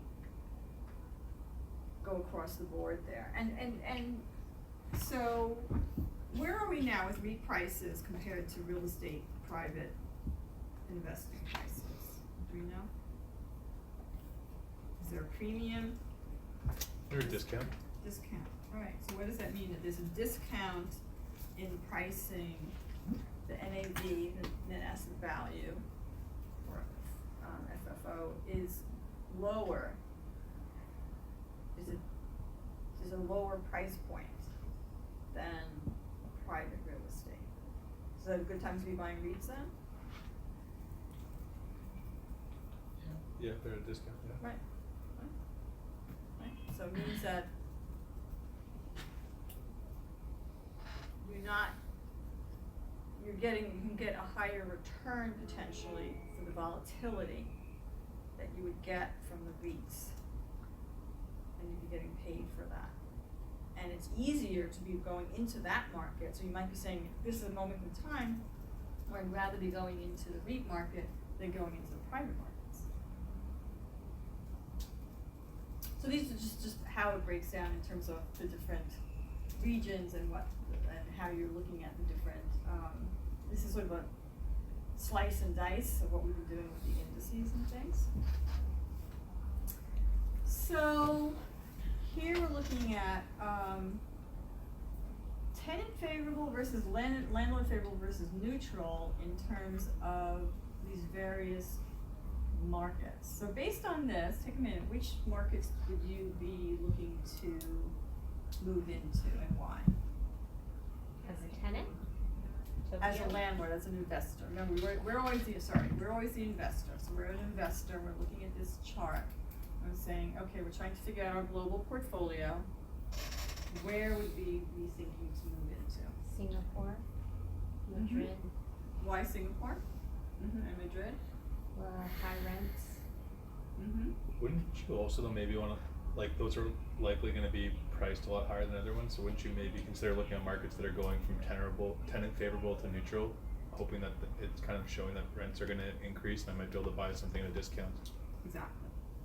Right. Because you're right, it's probably baked in already into the Singapore and Madrid numbers. So you probably get a better price performance, as Nate's saying, for going in a transitional marketplace when it's going through change, when it's expected to go through changes. It's also, again, looking at, we talked about the cycles. So thinking about from a portfolio perspective, again, how you would start ranking these in terms of where they are in their relative positions in the marketplace. And then, again, I left this because I couldn't find another one, but where the different markets are in the subsectors in terms of expansion, recovery, contraction, and recession. And you can then start to, again, position it, looking at, you look at something like this, then move into here, and you start to see, okay, you can start to build a case of how you're going to actually build out the portfolio. So this was looking at the correlations based on a single currency. So this is flattening out the currency. Remember you mentioned PPP, the purchasing power parity, where it's a basket of apples, essentially, and you're neutral to the currency buying the basket of apples. So it's what one basket of apples is in each of these different regions, essentially. So you neutralize the currency issue. And then you start, so then when we're thinking about, again, our portfolios, what you'd be looking at is how do I judge this based on the complexities of currency, but if I want to take that out and just look at without that, this is how you would start to do that. So where here, which two countries do you think would make a lot of sense?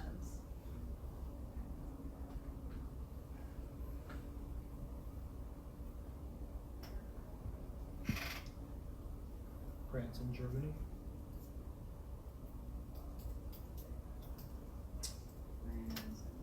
Uh-huh, that's a good one. Mm-hmm. UK and Germany. Yep. Mm-hmm. Australia, Germany. Germany seems to be the winner. Mm-hmm. Canada, Germany. Look at US and Japan. Not surprising. I mean, you can make the argument, okay, at that, when this was probably done too, yeah. I think at that point, Japan is still the #2 economic powerhouse in the world. US was 1. So maybe that has something to do with the high correlation.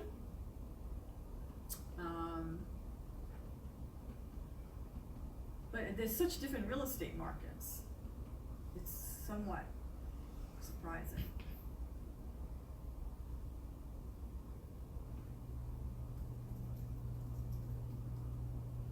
Oh, see what it says. Due to limited index history, Japan correlation division down from 2002 to 2015. So it's only 14 years, but still it's close enough. And they also did it on a quarterly basis. But anyway, so I'm just showing you that these are. So, do you know what efficient frontier is? Sounds like, you know, what a cowboy going on a ride would say or something. Oh, no, the efficient frontier. Efficient frontier is putting together a portfolio where you are maximizing the return for the amount of risk you're taking. So, you know, like we've looked at the X and Y axes where you have the volatility and then you have the return. So what we'd be doing is saying for the amount of risk, this is the best return we could get by doing X. Now, I'm not saying that this is the efficient frontier portfolio, but that's what we strive for. We're always trying to minimize the risk and maximize return, or said the opposite. I'm not sure I can say that. I said the same thing, right? It's maximize return, minimize the risk. So here, someone looked at, actually, look at this, office in Vienna. I mean, they really broke this down into this bits and pieces, but that's what you would do. This is literally what you would do. If you're sitting in CalPERS and I have $100 million to invest into real estate of equity alone, and I have a bucket for opportunistic to do global real estate, I'm going to start to understand where my opportunities are, what the different products are out there, and where do I want to position myself and find the managers that are there. Or go hire someone just as a separate account to just create something for me. So, in fact, when I was at LaSalle, we had, it's called Cal East. And we had CalPERS was our client, and we had, we did industrial buildings, investing into creating an investment portfolio of industrial buildings east of the Mississippi. And then there was another manager, not sure who it was, but they had west of the Mississippi. So the point is that CalPERS had concluded that they wanted industrial buildings in the US, and we had certain parameters of how we were to invest into these different buildings. Well, it's the same thing here. Someone came up and said, okay, I want, so office, yeah, I want an office portfolio throughout Europe. Tell me what is the premium portfolio, the best portfolio that I can have given the kinds of returns and risks that I want. Oh, that has New York also in there. Oh, it has Hong Kong, so Beijing. Oh, okay, I wasn't looking close enough. You have Asia as well.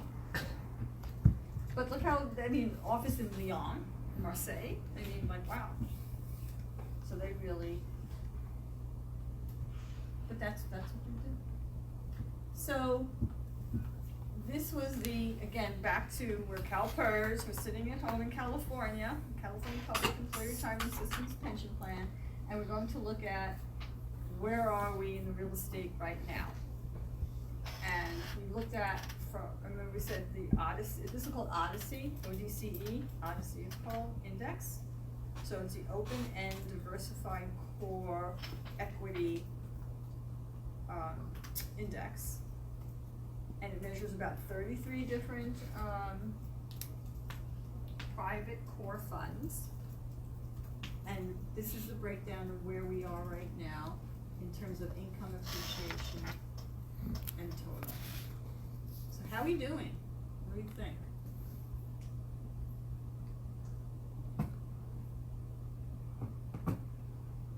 Oh, it includes leverage. Oh, here's the leverage, and somebody asked me before, it was 15 to 34%. I think I was right, yeah. And returns are getting crunched and assets appear to have stopped appreciating. And what? And gaining almost no money on appreciation, like we're kind of, like it would indicate maybe we're nearing the top of the cycle. That's look what's happening. It's all in income now. Is it negative appreciation? I can't really tell. Well, for some reason there's no, oh, you know what? It's so small. I see it on your chart. I don't see it on my screen. Look how little it is. This is really small. This is it. It doesn't really. So I don't know if it's negative. I don't think it's negative. I wonder if it's there just to show that it's there. I think so. But Just because they have the negative 0.5% on Right. the thing. But, so for a quarter, we're at like 1%, and it's all income. So you better be careful how you buy it.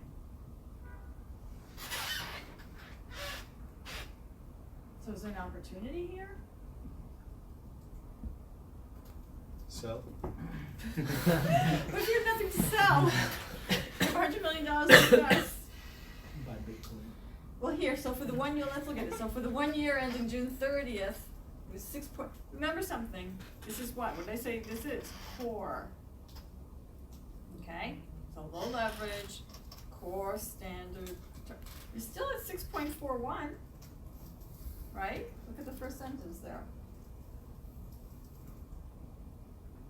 What are we getting on US Treasuries 1.6. on a good day? 1.6. Compare, so you're 500 basis points plus or minus. That's, are we getting paid for our illiquid risk, do you think? Seems pretty good. It is pretty good. And transactions are still happening. You're having less foreign capital come in right now. I think a lot of the politics, but you're still seeing deals happen. So we're okay. Not great. You have to be careful. I think Nate's point is a good one, that this could indicate we're getting to or at the top of the market.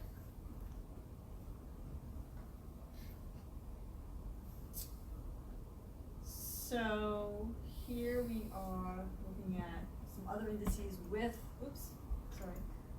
the Odyssey. So this is, remember we looked at, so here we have the NAREIT, Equity REIT, and the other indices index, and the NACREIF, which is so the NACREIF versus the Odyssey, right? So NACREIF is more, I think, it's not core necessarily, it's more across the board, whereas Odyssey is just core, open and diversified core equity index is Odyssey, versus the NACREIF, which is private also. So Odyssey is private funds, that we explained last week. I explained last week. And NACREIF is also private, but not just core. And then you have the indices that are publicly traded. Okay? So where are we putting our money?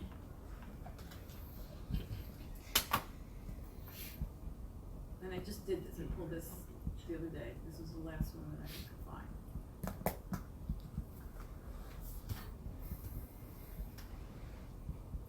No, appreciation was negative.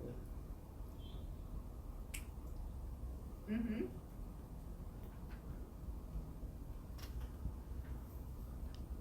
Right. Was that was the quarter? I think so. Yep, you're right.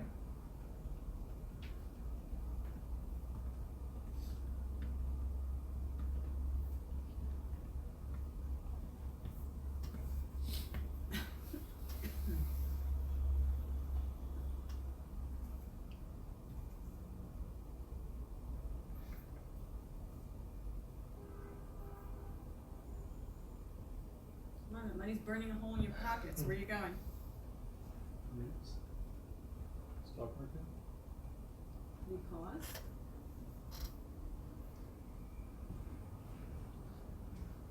Highest average returns and recent returns.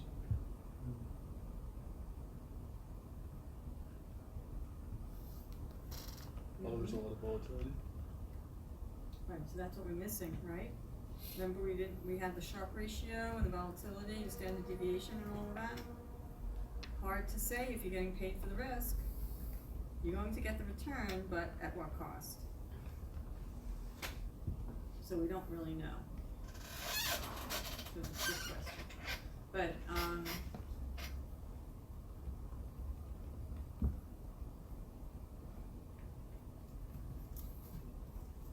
look at that last column, 41.5 years.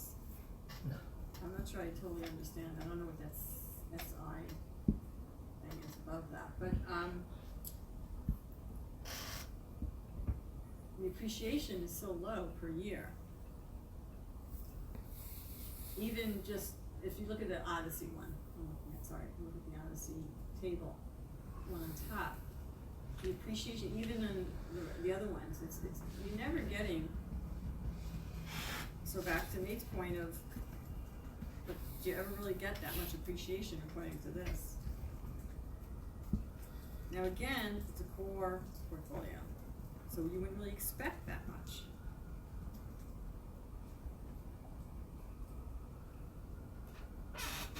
But you just look at something like this and says, well, you know what? Why bother with the direct private real estate? You might as well go in and just buy some REITs. Use more of a visual bar charts.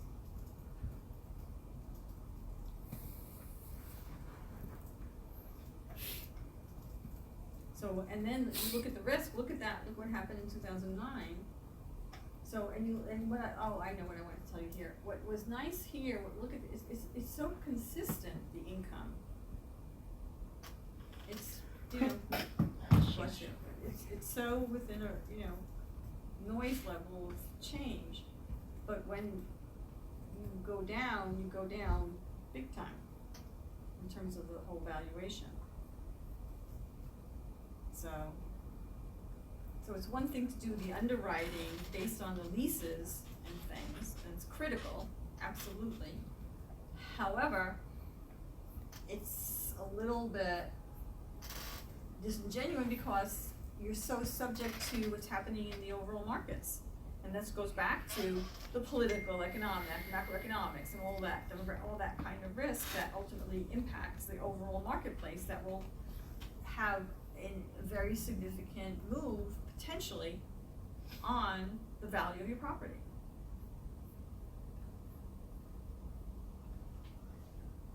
Vacancy rates for these guys. So,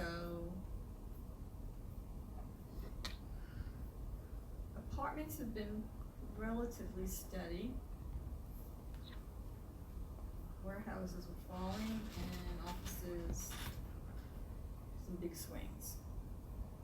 Again, core real estate in the US. But all within a band.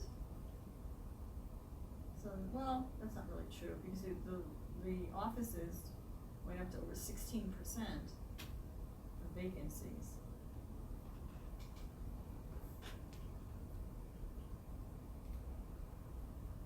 But everyone's now moving into buying offices.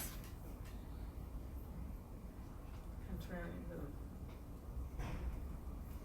Okay, so How are we doing on time? So leases, we started to talk about last time or the time before, the various kinds of leases in different markets.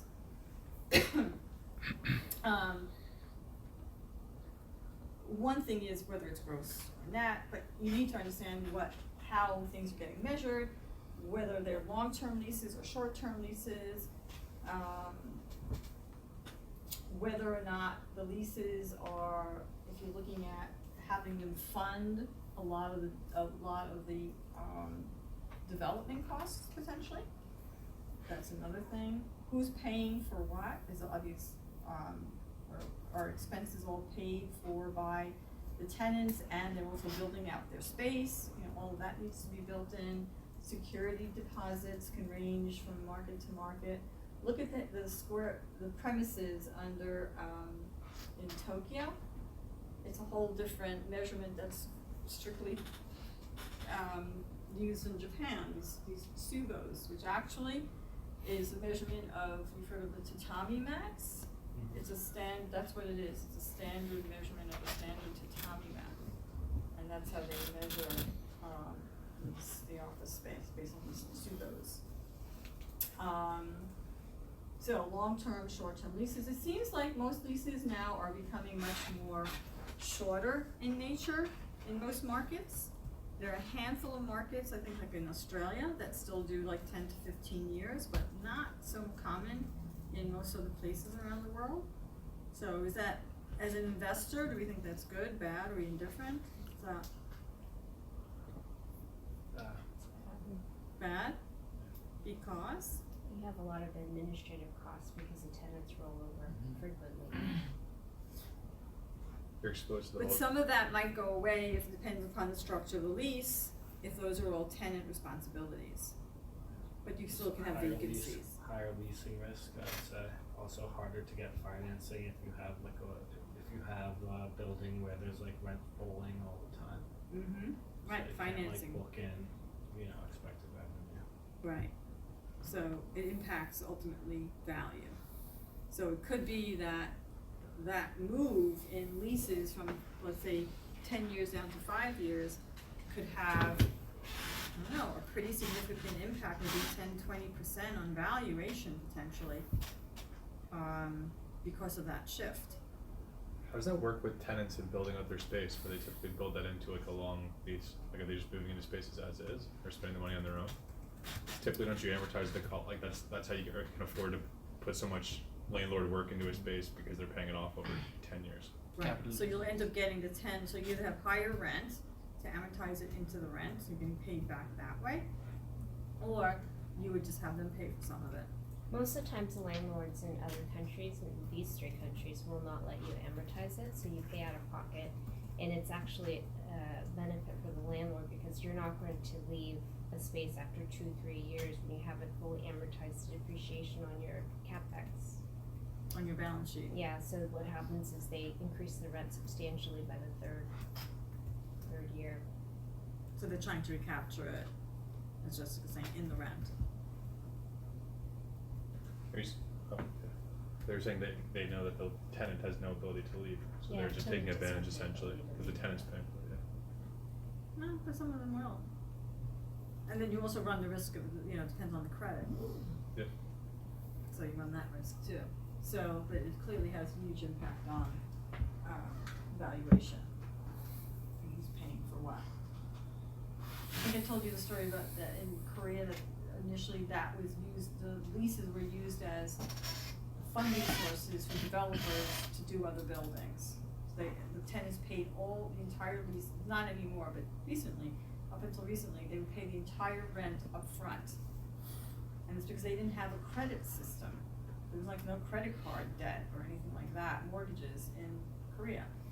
So that's what they used. They used leases as a system for funding. We do that in India. Really? Still? Yeah.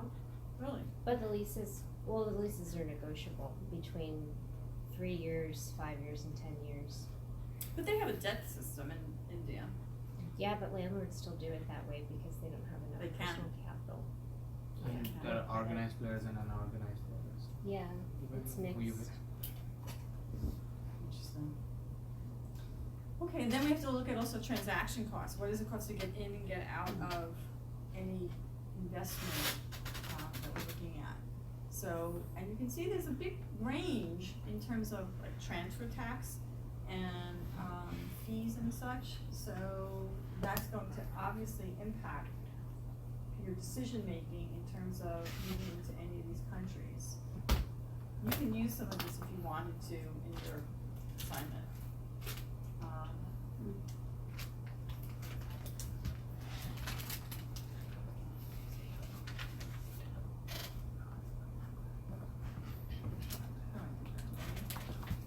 Okay, so, all right, so, let's end with this. So we have a lot of information. How do we start to put together a portfolio? Like, what do you think the top 3 questions would be in looking at how you're going to make some decisions? Asset class. Okay, that's one. What else?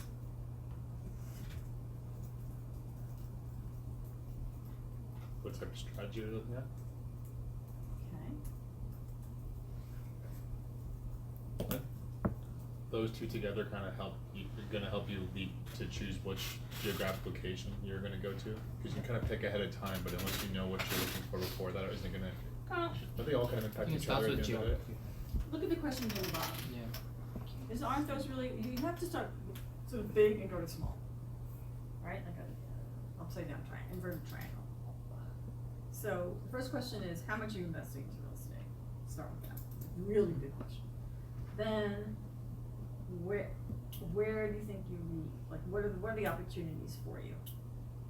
You know, are they only developed countries? Start to just mind map where you would be going. But part of it's going to be return, right? So what is a risk reward balance? I think actually I would put that as number 2. And then where to invest.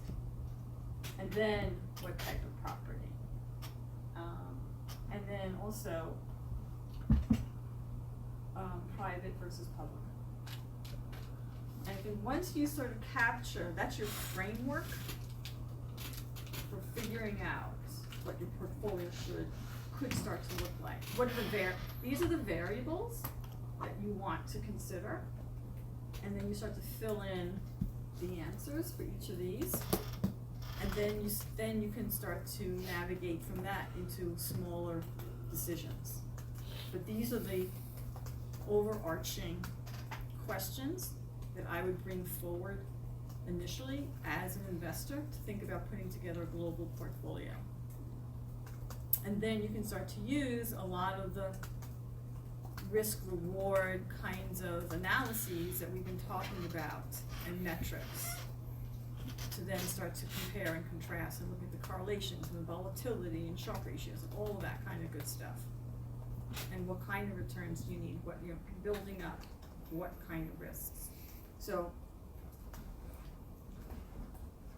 what you have now for the assignment would, in my mind, be the second phase of this. I would do this first, and then go to that. I'm not suggesting you do that, I'm just saying how in the real world you would start to disseminate this whole global context of real estate and narrow it down into something that you could actually start to make real decisions on.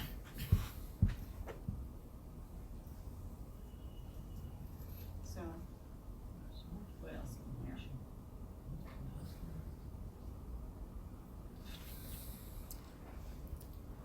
Oh, so here is sort of a matrix of, so you have the investment of private and public, so you have the direct real estate, indirect, public. The problem with the public is you don't necessarily know, it's not always that apparent what you're buying. So I've seen in a lot of REITs, they have infrastructure as an example, or lots of different things that you wouldn't necessarily think are even real estate. So not only is the liquidity issue, but it's also and volatility issue, but it's also the transparency in what exactly it is that you're buying if you want a pure play, and then there's a control issue too. That you're not really controlling the development of your own portfolio. And that's not always tax transparent.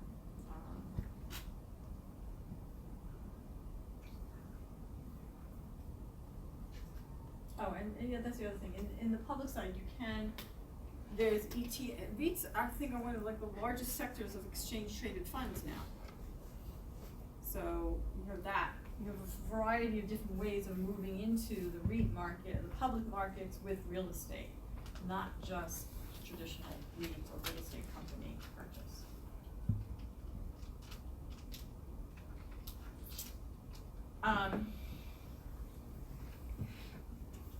So this is looking at both listed and unlisted real estate, gains and losses. You're making the decision of how, where and how you're going, over a variety of terms. And what's interesting here is that the losses are not as big as I would have thought they would be.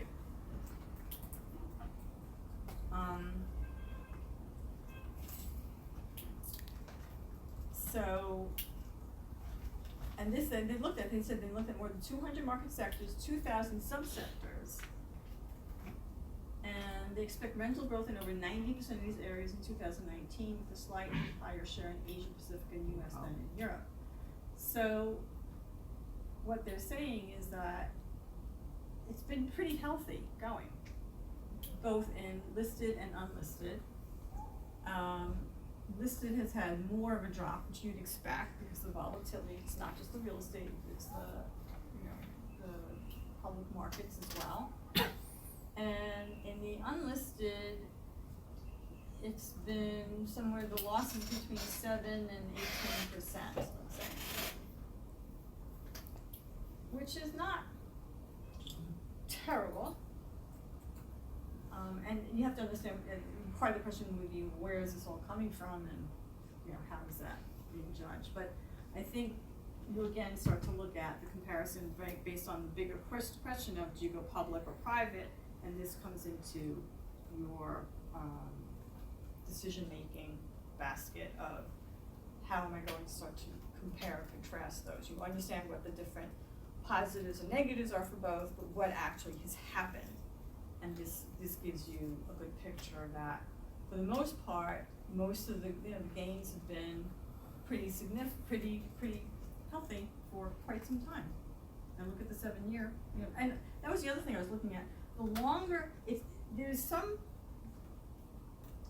concept right now that it doesn't matter so much in terms of what vintage or even when exactly you enter the real estate market.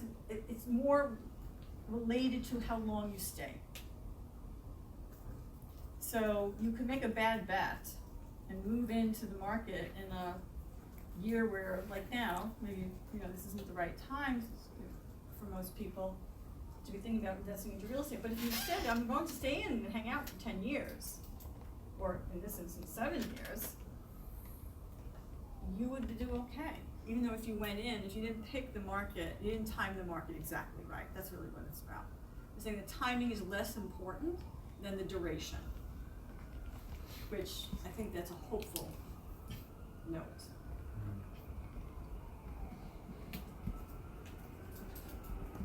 All right, I'm gonna leave it on that positive note then.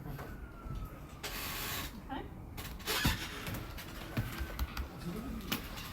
Have you started with the assignment for tomorrow's class?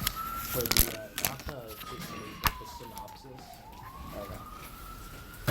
I have class tomorrow, so dude, I honestly don't really, I'm not even Yeah, I mean, I hadn't thought about it at all, and I just don't know. Yeah, I just don't know how detailed people are getting on that. Costco is just 1 to 2 pages. Yeah. But if you look at the syllabus too, just I asked them like when we first handed out like the first part of the project, she's even graded. Thank you. Oh.